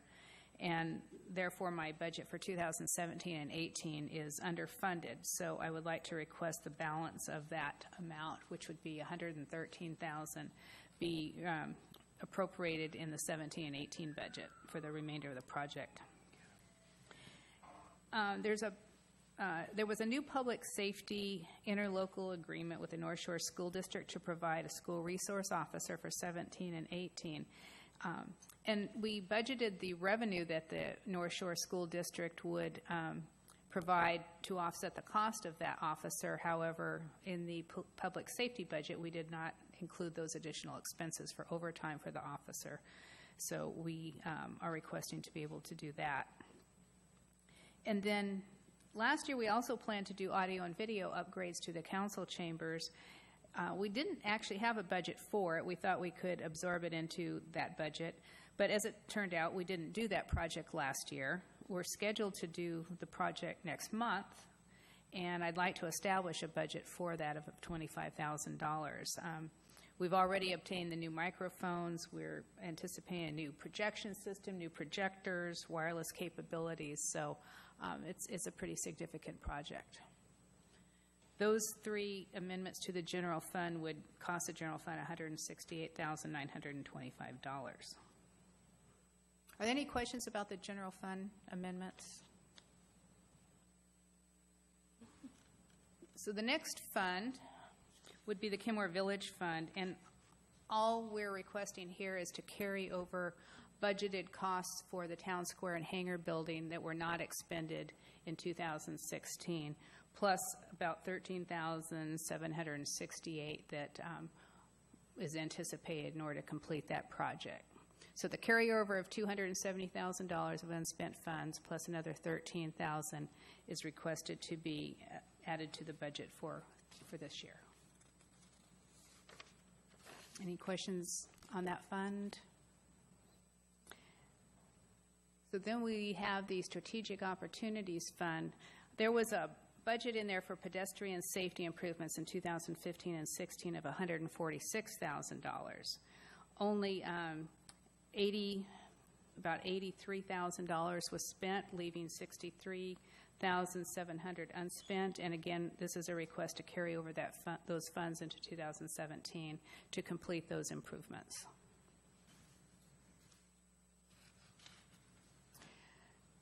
The next adjustment has to do with the bonds. We needed to establish a debt service fund for the bonds, and so that is what this amendment entails. We anticipate, based on our debt service requirements and our tax levy, that we are going to collect $2,500,000 in tax revenues over the 2 years, 17 and 18. Our request for 17 was $1,250,000, so it'll be about the same next year in order to meet the debt service. So this establishes that revenue account, which will be used to pay the expenditures, which would be bond interest for the 2 years and bond principal for the 2 years, for a total of $2.3 million. So these accounts weren't officially, nor was this fund officially adopted via the budget ordinance last year. So this would amend the budget to put these in place in 2017. Just a quick question. What does UTGO stand for? I'm sorry, Unlimited Tax General Obligation Bonds. That was my guess. Good guess. No, it wasn't my guess at all. I had no clue. We're just calling it UTGO. It was too long to put in the name of the fund, so I apologize I didn't spell that out like we try to do. So this establishes the debt service fund with its appropriate revenues and expenditures. The next fund is the Walkways and Waterways Bond Fund, which is where the receipts from the sale of the bonds went. So we created the fund in 2016 and deposited the $9.8 million into that fund. So this establishes that beginning balance for the fund. We anticipate we'll earn about $100,000 of interest on those receipts. And then we have a drawdown schedule for all of the projects over the next 2 years, anticipating to spend about $1.6 million in 2017 and $3.9 million in 2018. So this establishes the budgets for those transfer accounts to the transportation projects and the park capital projects. Can I ask you a question on that, or would you like questions at the... No, this is perfect time. On the investment interest of $100,000, was that all calculated into the projects that were being built, or is that just a surplus $100,000? It's a little extra. I don't think we calculated any earnings on the bond proceeds and when we did the project. So it actually creates maybe a little cushion. Right, that's actually what I was wondering. Thank you. And interest rates are actually creeping upward. So right now the state pool is paying about 0.7, 0.8, maybe over the course of this year and next it'll be even higher. But we'll be drawing the balances down too. So I did a kind of an average of the 2 years to compute an average balance. So that's the Walkways and Waterways Bond Fund. It holds the cash and disperses it out to the capital funds.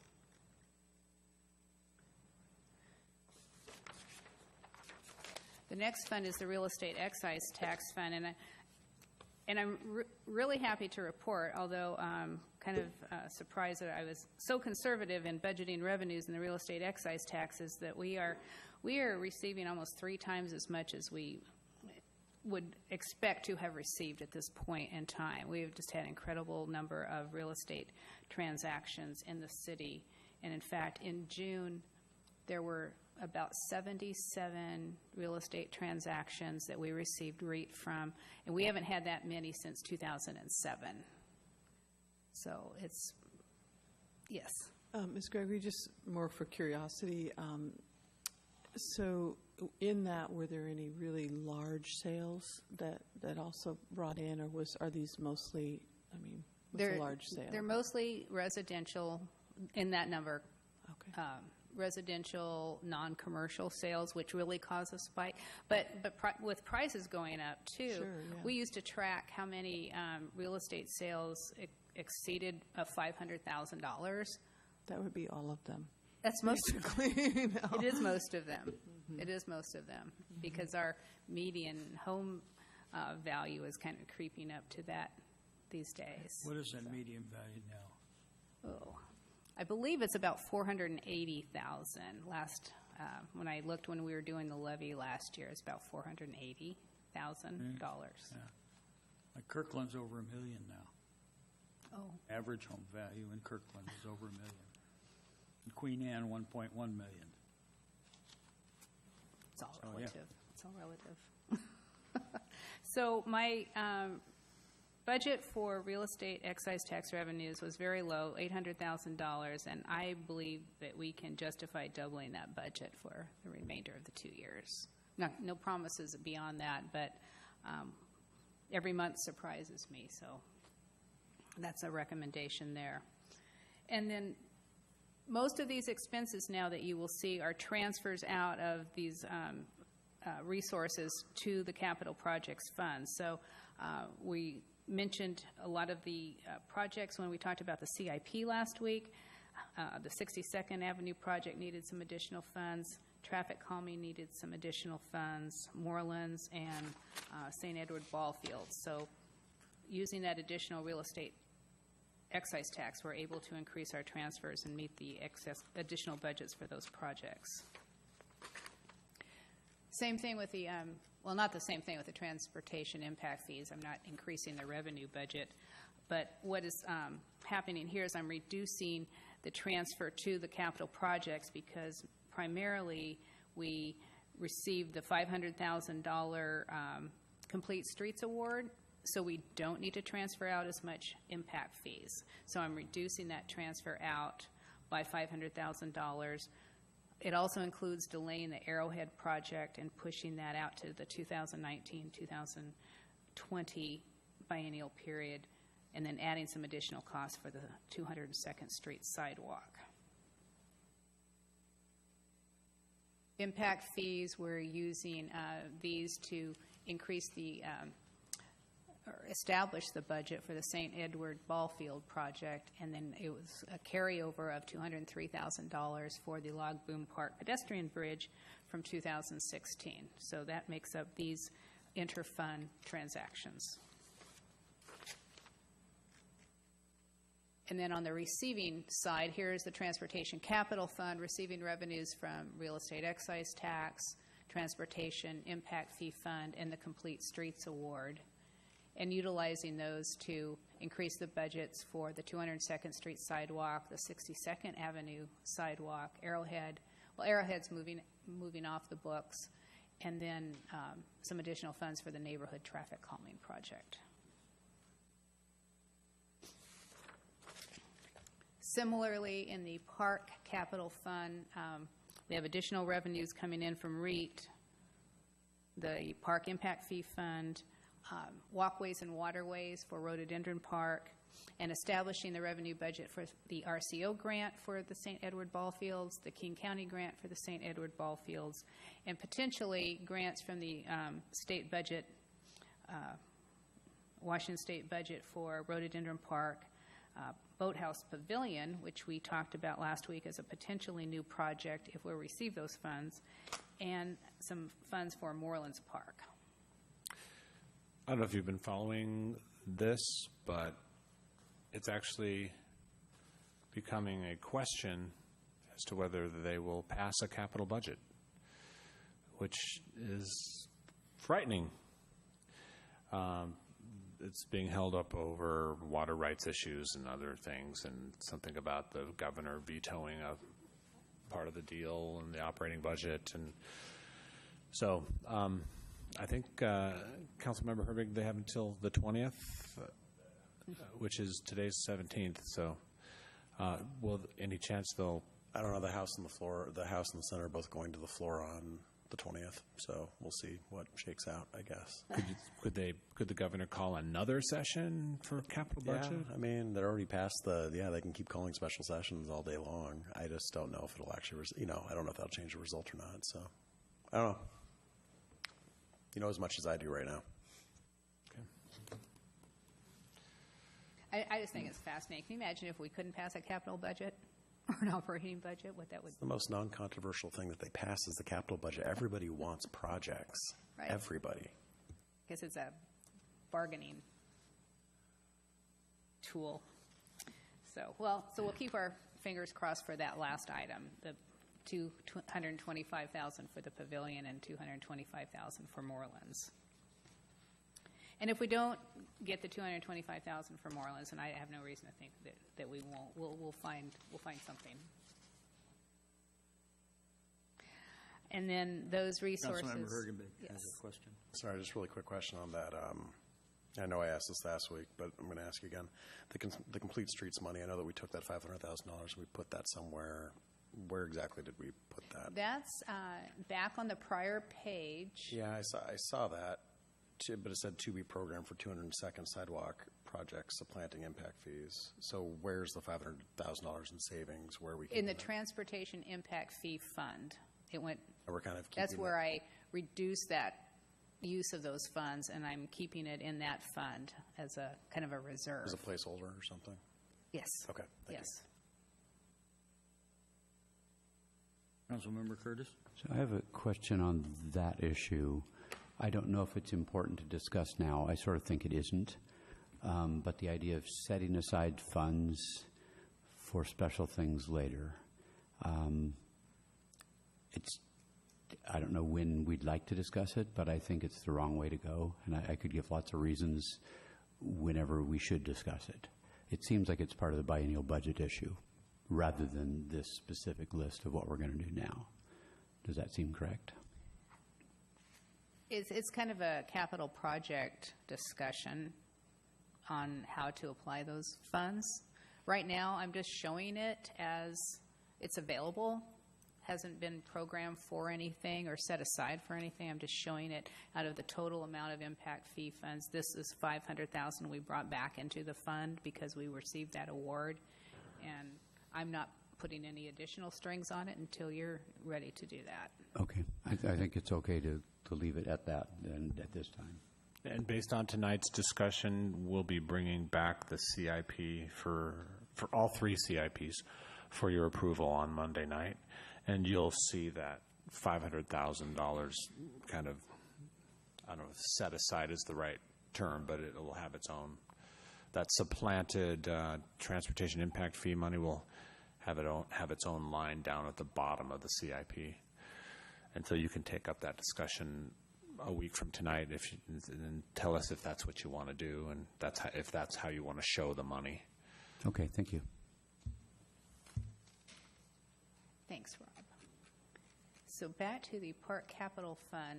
So we have the additional resources coming in for a variety of projects, and then an increase in some of the different budgets, the Twin Springs interim use plan, reducing the budget for the Tolt pipeline, which came in under budget, recognizing the additional costs for Morelands, carryover funds for Log Boom Park Ped Bridge, increasing the budget for the Rhododendron Park Waterfront and the float, and establishing the budget for the St. Edward ball fields, which we did not yet have a budget on the books for that. So this is obviously not the entire project budget. This is just the impact for 2017 and 18. That's why it's only $2.5 million for the budget amendment. And then again, there's the Rhododendron Park Boathouse Pavilion for $225, should we receive those funds. Is that clear? Any questions about that?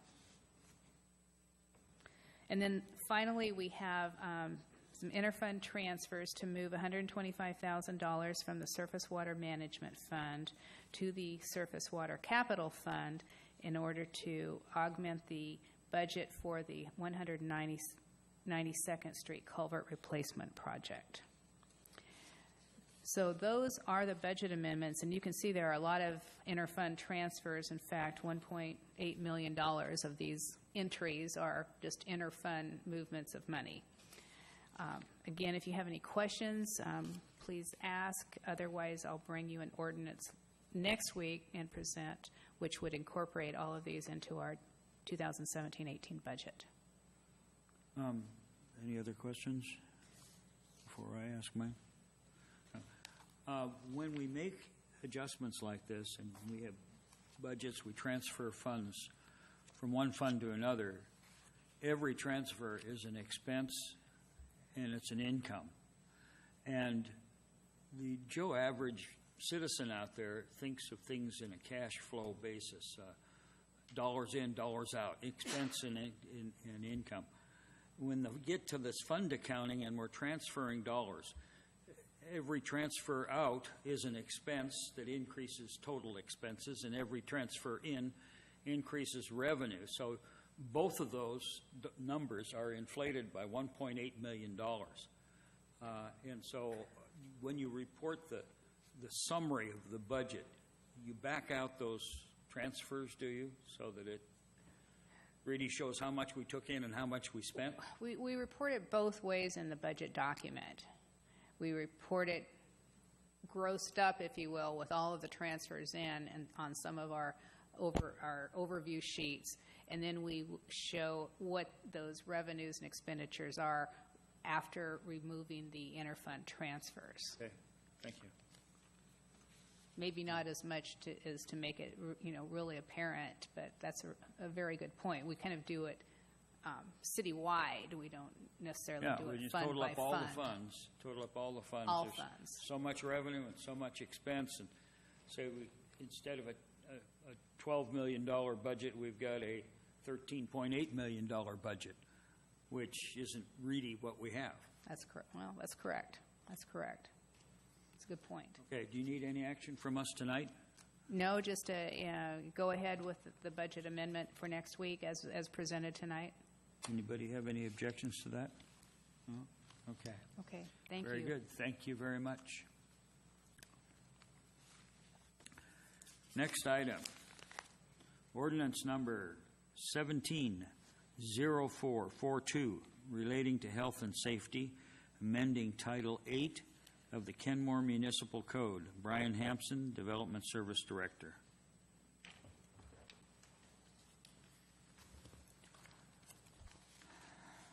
Good evening, Deputy Mayor and council members. I don't have any presentations to show. I'm just going to be working off of the agenda packet. And so what we have tonight is updates to Title 8 of the Municipal Code. And a lot of the changes are small in nature, just kind of help us do our job a little bit better from stuff that we've seen happening. But I was just going to go over the changes, the proposed changes with you. And if you have any questions as we go through them, just feel free to stop me, and we can discuss it, or we can talk about it at the end, whatever you guys prefer to do. Pull up your agenda bill if you want, just for the audience. Sure. To follow along, and you can just.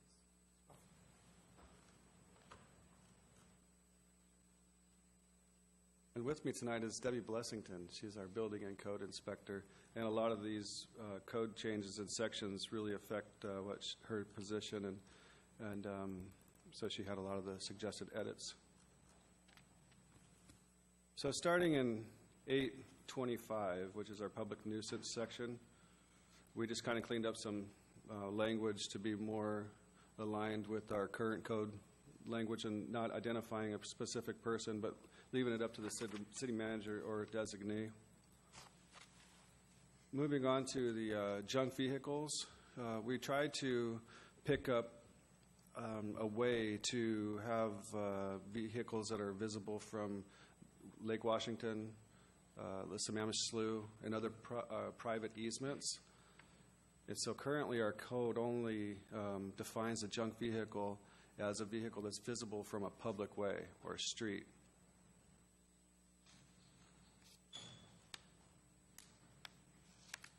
Similarly to nuisance vehicles, we did the same thing for vegetation.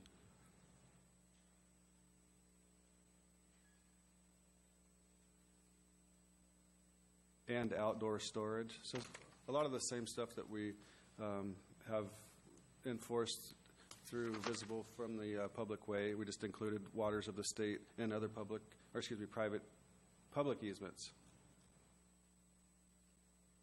We added a couple more categories here for stuff that we see commonly as code enforcement violations.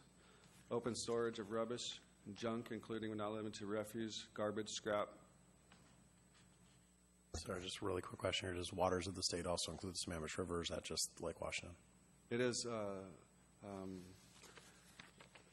Sammamish River and Swamp Creek. Okay, thank you.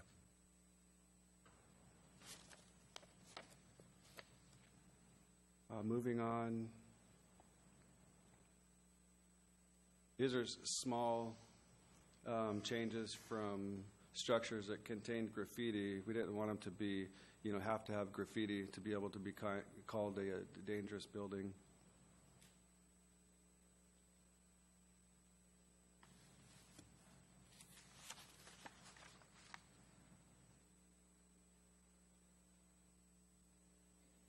Similar code changes to public way, visible from public properties.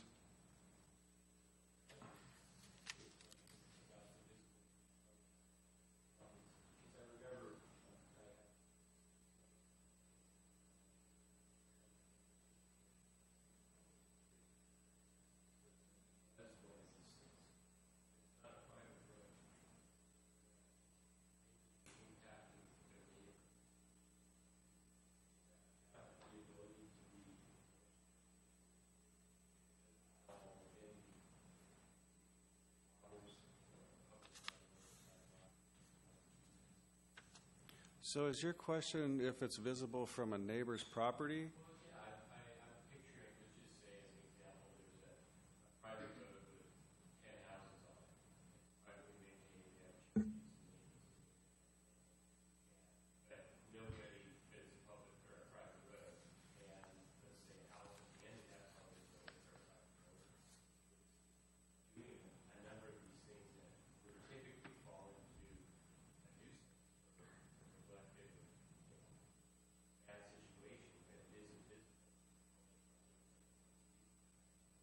Well, not under this code.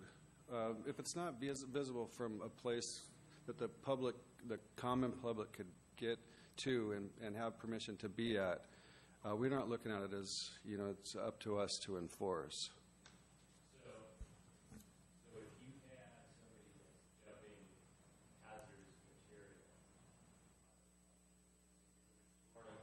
all kinds of chemicals and solvents and things dealing with those things, you can't see it. It's not a No, if there's any environmental or life-threatening situation, that's enforceable through other code sections. Similarly, we have a dangerous building and housing code, the housing code that we can use to declare those nuisances and have those in violation and be cleaned up.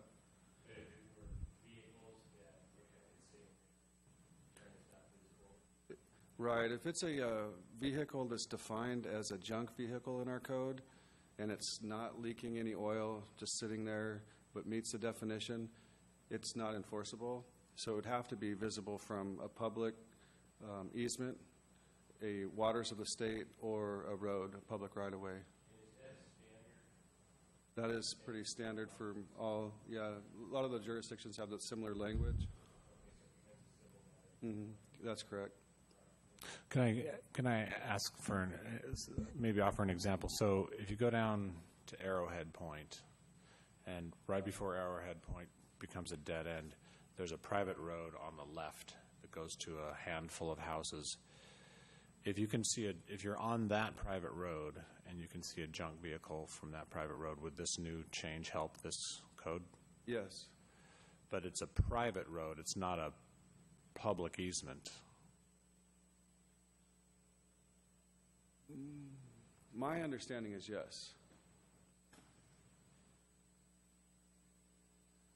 Can you scroll back up to the junk vehicle one where you add waters of the state and public easement?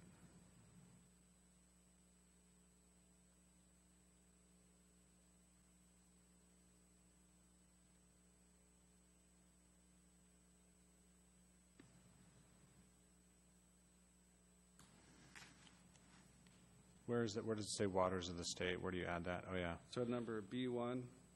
Look, it still says other public or private property there at the end of that paragraph. Where it is not visible.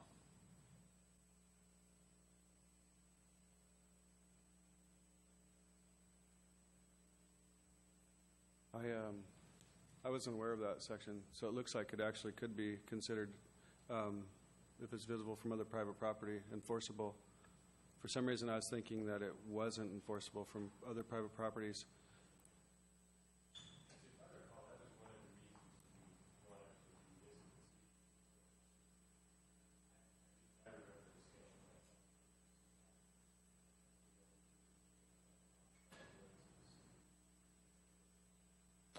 Is the public easement the same as a private road?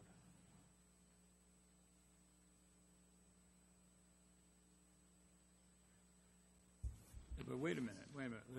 The heading on section B says shall not apply to vehicles that are not visible. No, that are completely enclosed. You got to read the whole thing. Yeah. So if it's completely enclosed or not visible from any one of those things, then it doesn't apply. But if you can see it, it does apply. That's what it Private says. property, public, or easements.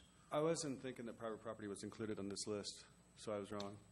But it's a double negative. It's a negative up in the heading B, and it's a negative in the second line of number 1.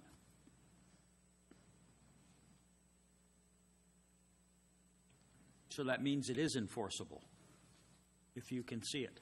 Right. So that's what I'm reading too. No matter what you're seeing it from. Public, private, easement, whatever. Yeah. But it looks like, Right. yeah. Was that your intent? So what were you trying to accomplish? We were trying to pick up easements, driveways, private easements, and also waters of the state. And so I guess... Were we trying to enforce the junk vehicles that were visible from those private drives, or are we trying to avoid doing that? We're trying to pick it up. Trying to pick it up. Got it. So I guess the question is public easements, is that going to pick up private driveways? No, it will not. So do we want to add public or private easements? It's public easements and public or right. private property. Right. So in this case, I'm fine, but this is only pertaining to junk vehicles. So if you scroll down, we add the waters of the state, public easements in other sections too. I'm wondering if we need to add public-private easements for other code enforcement issues as well. So take this one, vegetation landscaping, visible from streets, sidewalk, waters of the state, or public easements. Maybe we should say public or private easements. I would agree. That's what we were trying to pick up.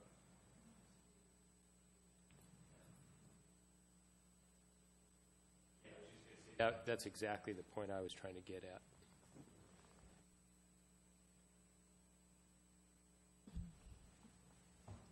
Okay. We can do that. If you can do that, we can do that.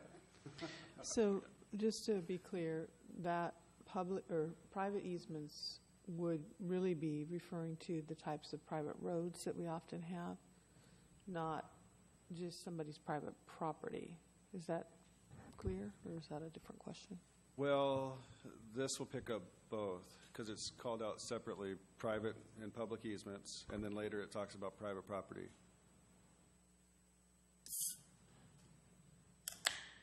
Private. So Brian, for vegetation, for example, where does it talk about seeing it from private property?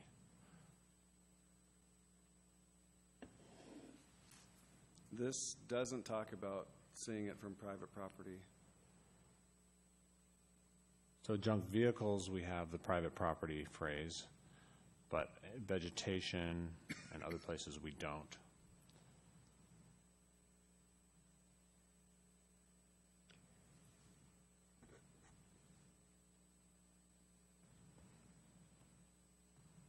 Deputy Mayor Van Ness, I have a question for Brian Hansen then. Sure. So with respect to vegetation and landscaping, Are you now under the impression that it should be a public nuisance if it is vegetation and landscaping that has a certain characteristic? It's neglected, improperly maintained, et cetera, as opposed to it's who looks at it or who sees it. In other words, it's a violation if it has a characteristic versus who can see it. Is that what we're heading toward now? Because if that's what we're doing, we should just be talking about the characteristic of the vegetation and not where it can be viewed from. Because if you change the public and private aspect of this, then really you don't have to mention any view of it. You just have to mention the characteristic. Does that make sense? Mm-hmm. Yeah. In which case, there would have to be a rewrite of many of these sections if we're going to say, well, we don't care whether it's viewed from private property or public property. If you're doing that, then there's no point in saying that it has to be viewed from public or private property, because you're really talking about the characteristic of the vegetation of the vehicle or whatever. So I think I do have an opinion on this. My intent was to change it so that we can view it from a public or private easement. But what's going on in someone's backyard, it could open up a can of worms and really increase our code enforcement calls. And we could be used more as a tool in a Hatfield and McCoy scenario. If somebody's looking out their back window and they see something in their neighbor's backyard, I'm almost thinking that we should just keep it to waters of the state, public and private easements, roads. I don't know if I want to go down the road of people looking in each other's backyards and complaining to the city. Thoughts, Brian? Can I add Debbie? something? Yeah. Could you reword it so it just said like public or private, egress or ingress or egress easements or access easements or something to that effect, so that it's more defined as a road? Road. Because there's lots of easements. Right, Yeah, that's exactly. true. There's lots of private easements that this would cover.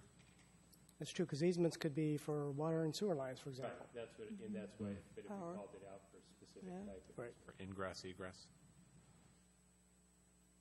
For what it's worth, typically in code enforcement,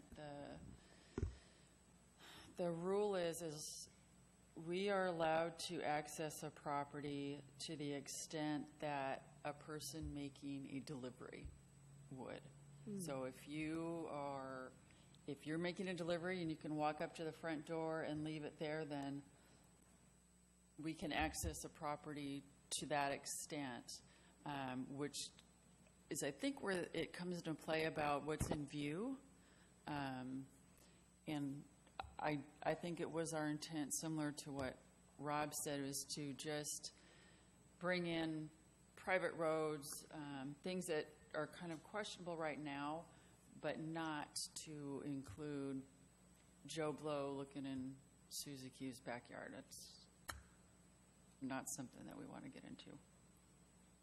Now, health issues and safety issues are a different matter. It's a different matter, different code. But if somebody doesn't like somebody's blackberries growing in their neighbor's backyard, I don't want to go there. Right now, the code does allow to go there. It's any vegetation that is growing rampant and unmaintained so as to provide unsightly, unsanitary, unsafe conditions, is destructive to other vegetation, or threatens to invade neighboring properties. Mm-hmm. That would be, that maybe we should take that out. That seems like a different. I mean, I feel like we're combining two things there that are. I see it very differently from somebody who can't maybe even physically maintain their landscaping in their rear yard, versus somebody who is purposefully leaving junk and trash and everything. It just seems like they're a little bit different. They might be, but you can't.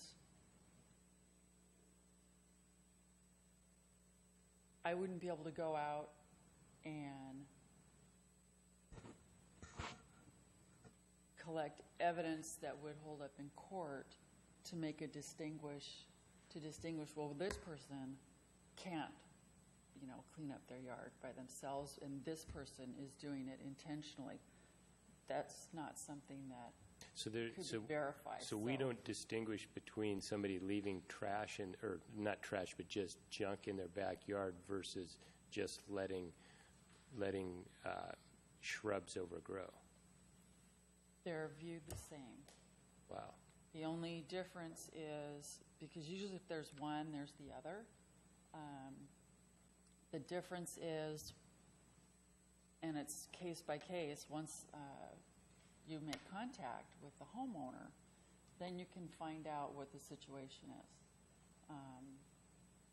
And those cases are probably the most difficult because a lot of times you're dealing with either elderly or somehow physically unable to do it, or mental health issues. So then it's like, well, are they doing it on purpose? Could they not do it? And usually in these situations, a lot of times there are mental health issues at play, which are very difficult to try to address and get resources for everything that they need. Well, I would just, I think that, and I know I've spoken a lot on this, so I'll just add one last thing and then I'll be quiet. I remember, I think the goal that I remember is we wanted to, one, have something that's highly enforceable, first of all, so that we know if we've got an issue, we know we can legally and logically enforce it. And then the other is just to try to, have some rules in effect and ordinances that allow us to make sure that neighbors aren't adversely impacted from junk that's left out.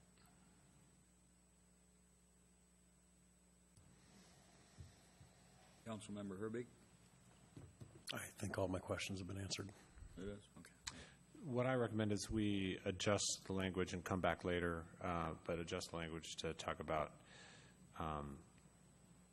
ingress, egress, easements and roads or whatever. I'll let you guys figure out the best term, but I think I like where we landed on not just any old easement, but easements that have to do with ingress and egress, whether they're public or private, whether they're roads or lanes or whatever. And that's just for the junk vehicles? I think it's for everything where you've made that change. And not include private property on the other storage and neglected vegetation? What do you think, Brian? I think I totally agree with you. It's going to increase our code enforcement activities, and I also agree that I don't think that we should be getting involved too much with civil matters. Okay. So come back. Okay. Do you have more to go through here? We do. Let's see where we left off here.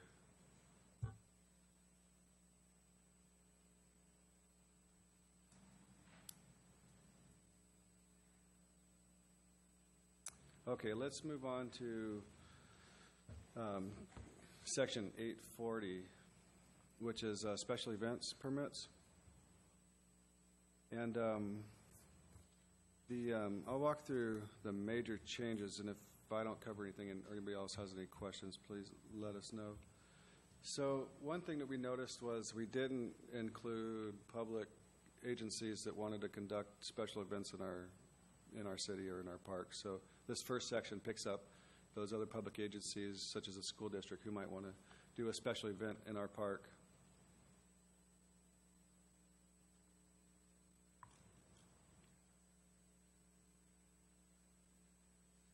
Another change that we made was to allow us more flexibility for requiring a special event permit in a public park.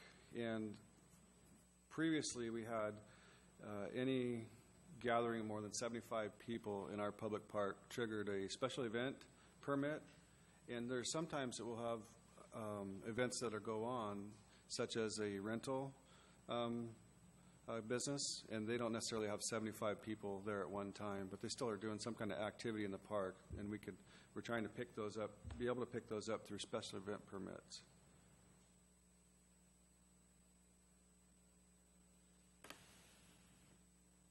It's a really quick question. So that 75, that hasn't changed. It's not, this part right here isn't being changed. The only part that is being edited is just the consisting of 75 or more persons under subsection 1. Is that correct? That's correct. Okay. And a lot of the cities around us are all over the board when it comes to how many people are required before they trigger a special event permit. Bothell next door is 75. 75 is a pretty good number that we all decided was we should land on. And that was back in 2012 when we implemented the special event permit. So nothing's changed on there. But it's all over the board from, you can go to Bellevue and one person requires a special event permit. They have a special event code with a committee, and, the prices range from city to city all over the board too. Ours, we have at $100 for a special event permit. It's fairly easy to get. We have an easy checklist that people would have to provide, a site plan, insurance information, other information. But when it's processed, it's fairly quick. One of our main project managers is usually the city manager on the special events permits at the parks. So I think we have a pretty good process for handling special events. Bellevue's costs for special events, they range from $5,000 for one person up to $50,000 if they exceed 50,000 people. So I think our costs are pretty good. So really that's the major change in the chapter, except for the change that our insurance company recommended on the indemnification language. And so we've just taken the information that they had and changed it out.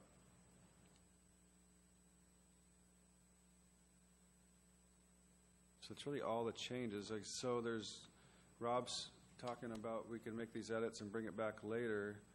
I don't know if you want to do that or you feel comfortable having the motion include that suggested language. Is it something we need to revisit? I think so. Mm-hmm. To me, this felt like a confusing enough discussion that I'd like to see it final before we vote on it. Okay, we'll do. I agree. All right. Is it possible to bring it back on the 24th, or do you want to wait till September? It's up to you. Let's wait till September. Okay. And Council, I just want to say here that what we're doing here is at your request at the City Council retreat in January, you asked for us to do some code cleanups. And this is the first of a couple waves coming at you, right? You're going to have more a little bit later this year. Yeah, I'd call them ripples, maybe not waves. Just little. So you'll have another code cleanup for us, for the council to look at sometime in the fall? Right. Do you want me to mention what those are? If you want to. The one that I can really think of is the tree penalty language, and we want to get consistencies throughout the code on the penalties for cutting trees in relationship to a development or versus a private property. Do you have any others? I think that's the little ripple. Yes. Councilmember Smith. Will you, before that tree, I can see that having a robust discussion. Will you come to us first for a discussion, or will you be bringing an ordinance to us?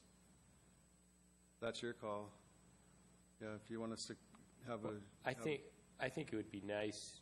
Well, I guess it could go either way, but I do see that as something that I could see there will be potentially a lot of discussion about, and I don't know. I guess it doesn't matter. I'd be inclined to get our input first. Yeah, that's fine. Well, thank you. Okay, have a good night. Thank you. Thank you. We look forward to this coming back in September. Next item on the agenda is the Town Square and Hangar Internal Guidebook. Leslie Harris, Community Relations Manager.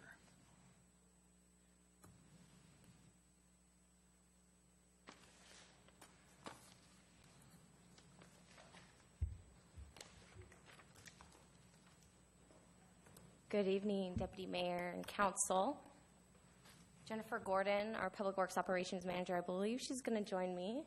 I know she's watching online right now. I thought you were looking backwards for her. Just wait for her. Pull this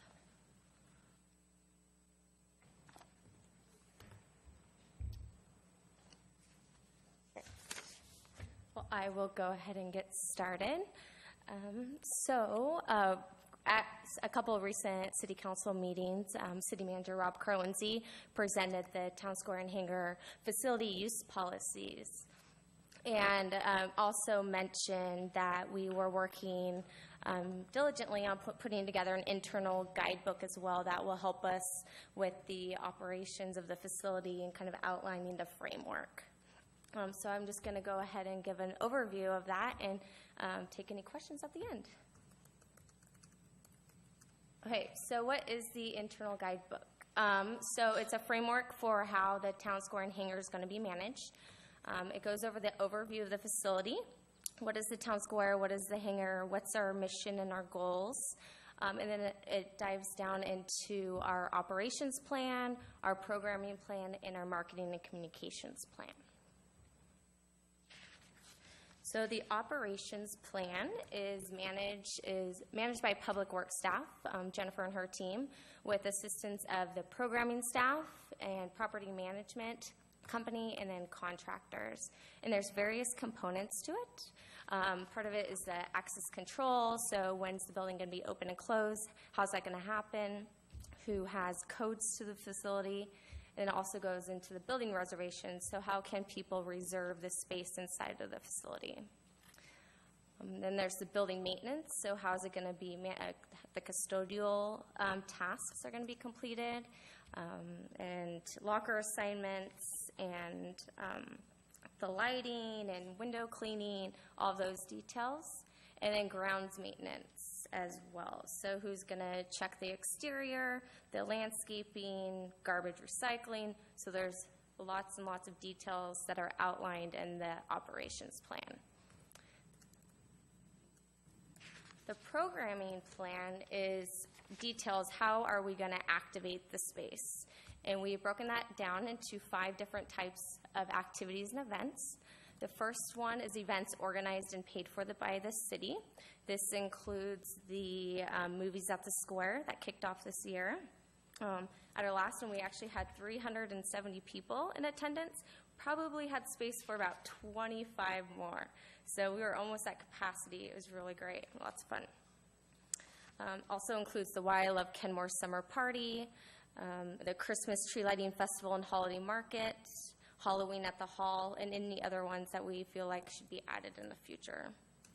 The second type is nonprofit events and activities under contract with the city.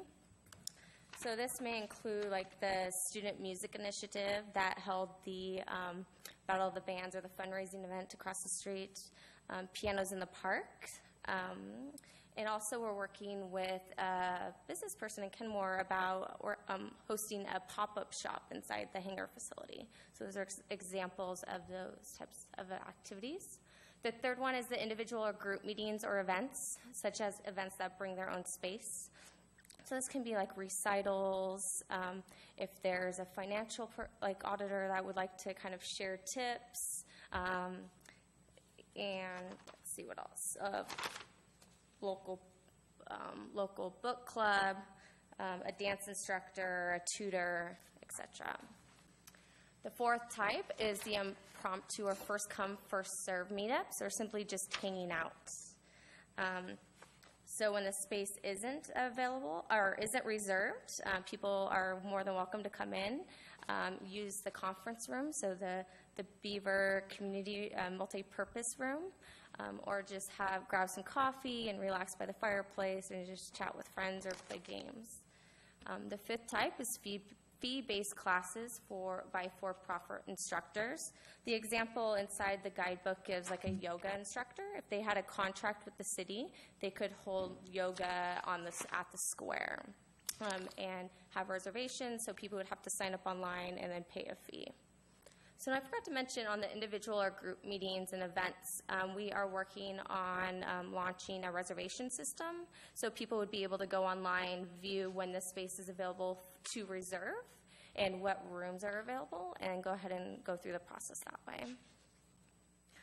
The marketing communication plan, it focuses on how we are going to support the mission and goals. How are we going to communicate that the space is available? What's happening at the town square and hangar, and what's available as well. So we're going to be creating a list of community groups and businesses that we want to target, and how we can get the word out to residents and out to them as well. And that's done through various tactics and strategies, such as the website, developing a web page that people can go to. Later on, evaluating if it would make sense to launch its own website. Depends on if it would be manageable within the resources that we have. Developing a brochure, advertising, continue to communicate in our newsletters what is going on at the town square and hangar. And activate through our social media and through events and activities. So what's to come? So on July 24th, the consent agenda is the hangar facility use policies. And then we're encouraging everyone to save the date for the Why I Love Kenmore Summer Party and Grand Opening Celebration. It's on Saturday, August 26th from 5 to 9 p.m. with an after party. And 5:30 p.m. will be the ribbon cutting. So we're working on our invite list currently. So if you know of anybody that we should add to that, we have a very extensive list and it continues to grow, but it can't be long enough. We want to make sure to include everyone and that everyone hears about it. So I'll forward you the list so you can see what we've come up with so far. But yeah, we definitely want to make sure we include people. We're even going back as far back as the early days of the city and the people that were on that downtown business plan task force, and because what they created is coming to fruition, and we want to recognize them. And that's just one example, but we'll forward you the list of invitees. So we can take any questions if you have any. Councilmember Danuski. Hey, this is good. Thank you. Question for reserving spaces. So you're going to do the online reservation for the Beaver and the Otter. Is there going to be something similar for the outdoor space? Like if people wanted to do yoga or taekwondo, wanted to do a performance, are they going to have to, is it going to be online for that as well? That one, the outdoor space will have to be more of contacting us for the reservation of the space. Okay. That way we can make sure that people still have access to the water feature, or there's just a few more details that need to happen for the outdoor space. We probably just want to make that obvious when people are trying to reserve stuff. Yeah, definitely. The way I'm thinking of it is that the outdoor space is more just like a public park. If you want to do something in a public park, that's what you would do in the outdoor space. You'd follow the same procedure. And then, but the hangar has its own policies and procedures that are separate, different from a public park. Councilmember Sperry. Thank you. Thank you, Deputy Mayor. Well, thank you. This is exciting. Yeah, and that was fun to be there for the pianos in the park with the artists playing on Sunday. That was really fun, seeing the kids in the water and all. Mm-hmm. So Sunday I actually went to another third place nearby, Lake Forest Park. And, of course, I was looking at it a little differently because I was thinking, what can we steal from their ideas? And one of the things they did, I wasn't sure we had included it, but they had a screen, just like we have in City Hall, and they were just playing like all the events. So it was like an ongoing announcement, and I thought, that's really cool, because then all of a sudden, you just go in for coffee, and you go, oh, there's this class that meets here, or this thing. And they had some interspersed of little pictures and stuff, but it seemed like a really neat way to connect with people on, helping them to see. So it was fun. Thank you. Yeah. Thank you. That's great feedback. So we can look at that tomorrow. Yeah. Councilmember Curtis. Just a general comment. I like the level of detail in the internal guidebook. I can't think of anything you guys didn't think of. And yet it's, your guidebook, and if over time we need to change it, we can. So I think it's a great place to start. Thank you. Anybody else? You'd mentioned towards the beginning of your presentation about a taco restaurant, and I kind of missed what you were Oh, saying. pop-up shop? Oh, pop-up shop. Yeah, sorry. Which, Sorry. Can you explain that? It's like, yeah, so Taco shop. there is a small business person in Kenmore. She owns her own jewelry, like has her own jewelry business. So she is interested in bringing together other local businesses, home-based businesses mostly, that are around the arts, to kind of create a space inside the hangar that would be used as like a pop-up shop. So maybe once a weekend or once every month, a weekend every month, or we're working on those details, but she would coordinate all of that. So it's kind of her having a love note in Kenmore as well and bringing that together. That's how the idea came to life. So, yeah. Yeah, it's kind of like a craft public market. Yeah. Yeah. Yep. Good idea. Thank you. Anybody else have any questions, comments?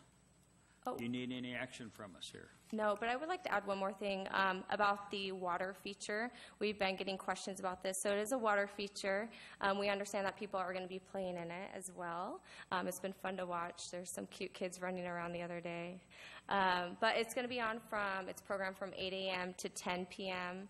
We just want to make sure that people are clear of that. If you get any questions, and it's on a program, so there might be a little bit of downtime, but there's not as much anymore. So that's been fixed, and if anyone has any questions, they're more than welcome to reach I think out to us. Councilmember Curtis mentioned the 15-minute dead time, and we instructed the installer to get rid of that dead time, and they had to replace the motherboard and everything in order to do that, but I'm told the dead time is gone. But I haven't stood there for an hour to watch to see if the dead time is gone.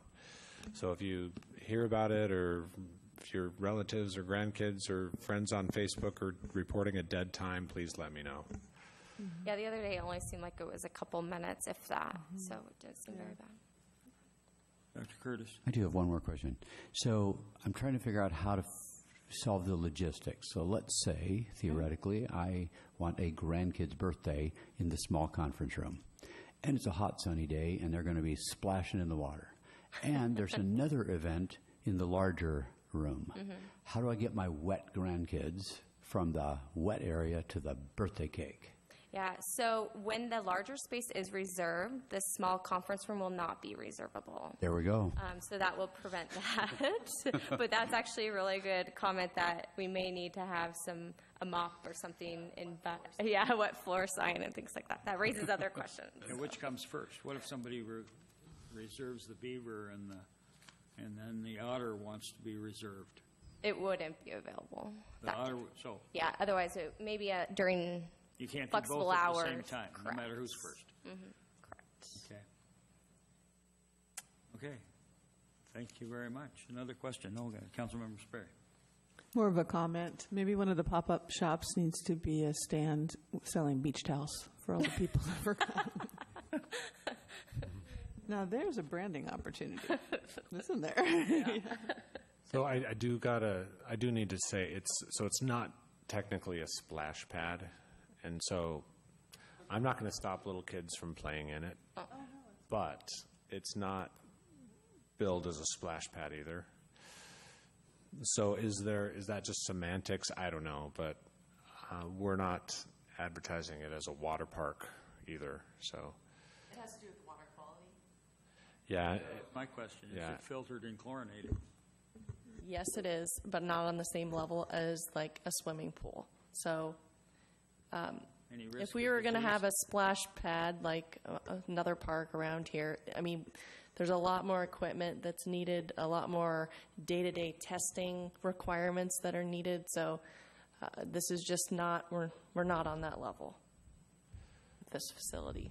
It's not. Any liability then for kids playing in it?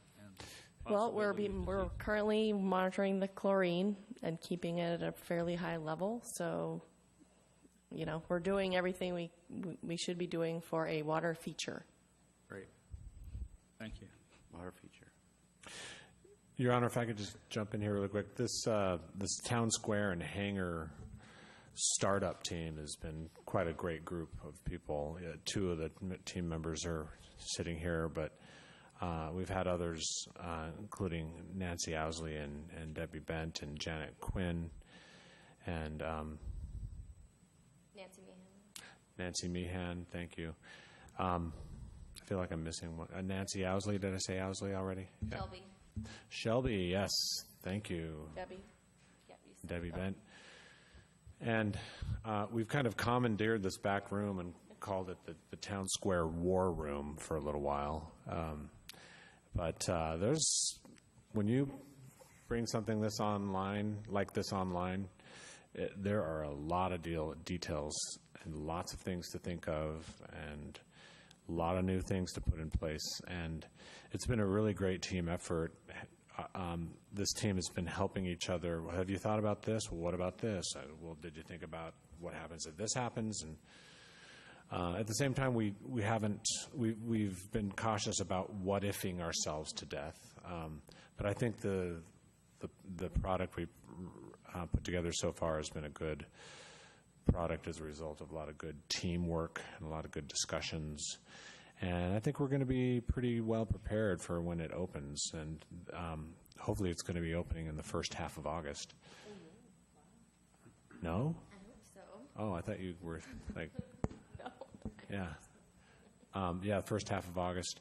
In fact, we're hoping that Coffees with Council in August are going to be at the Hangar Building.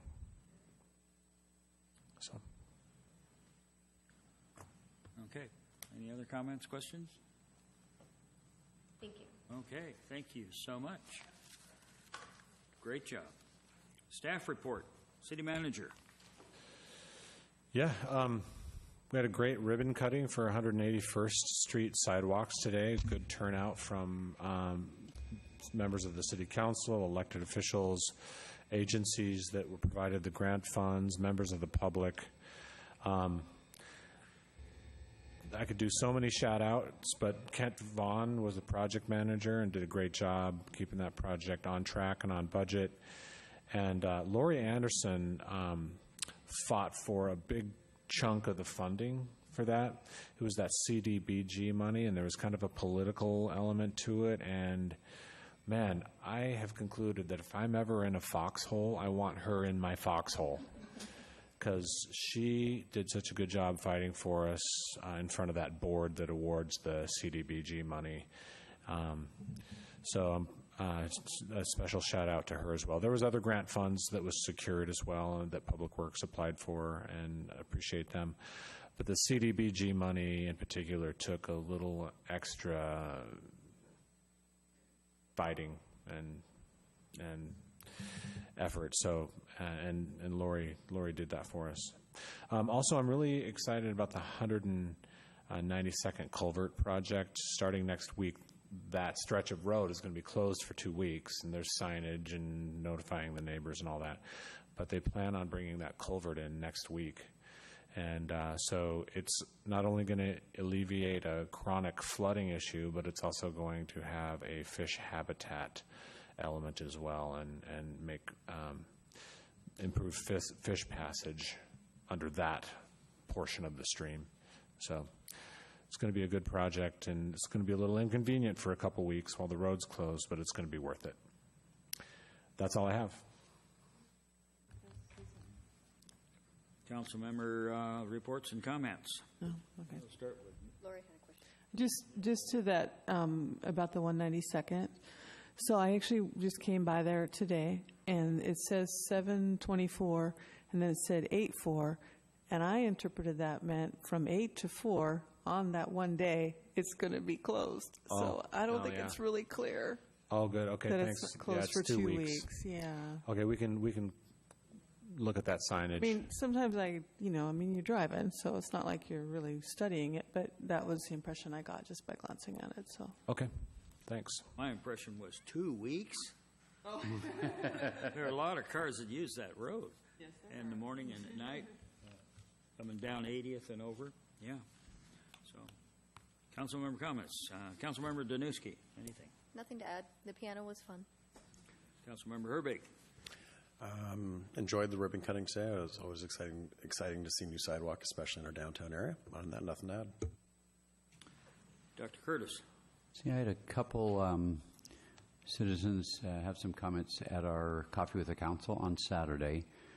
One related to 61st Street as you're going north, not too far from the county line.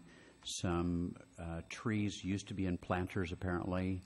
They either were broken off or damaged but got pulled out at some point. And he said there's like a bit of a hole where these line of trees used to be.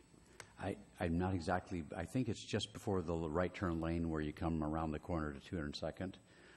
But he said it wouldn't take much gravel in each of those little spots to make them level instead of having little potholes.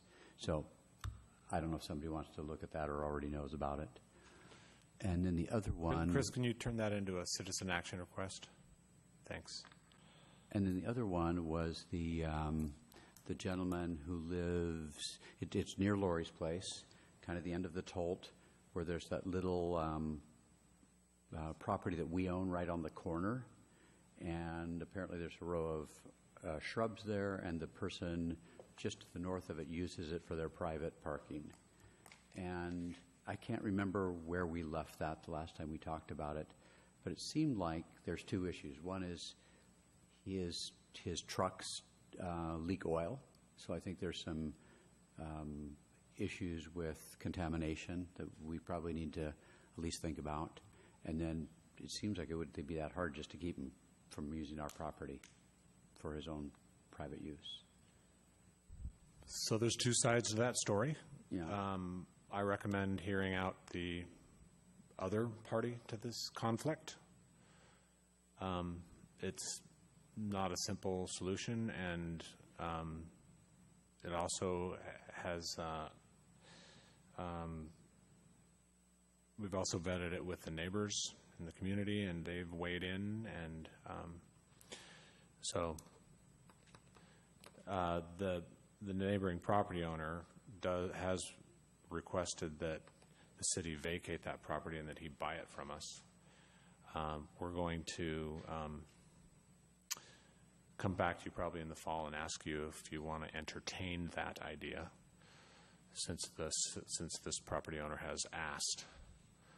It's low priority for us, given everything else that's going on, but given that he has put in the request, later this fall we will be asking you if you want to entertain the idea and have us spend time on it. The person who is using it now wants to purchase it, or the other person wants to purchase it? The person that's using it now. Okay. So it'd be a right-of-way vacation is what it's called. But yeah, there's definitely two sides to this story, and then there's also a neighborhood perspective as well.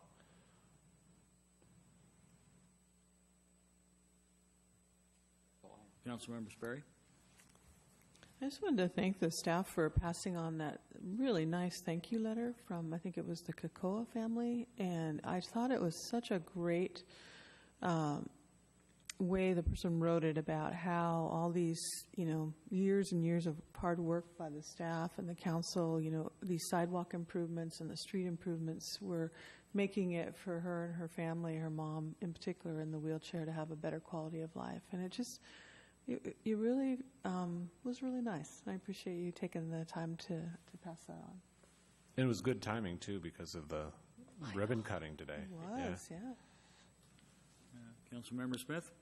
Nothing to add. Thanks. Yeah, the ribbon cutting today was kind of fun. Normally, I don't get to do that. Mayor Baker usually does these things, so it's pretty infrequent that I have the opportunity to conduct a celebration like this. And I got to thinking as I was standing there talking to the representatives from all the funding agencies that were there, that when I moved to Kenmore, 1975, we weren't a city. There were virtually no sidewalks anywhere to be found, downtown or in neighborhoods. And today we have a sidewalk that goes from a bit past the library all the way to 73rd on both sides of the street.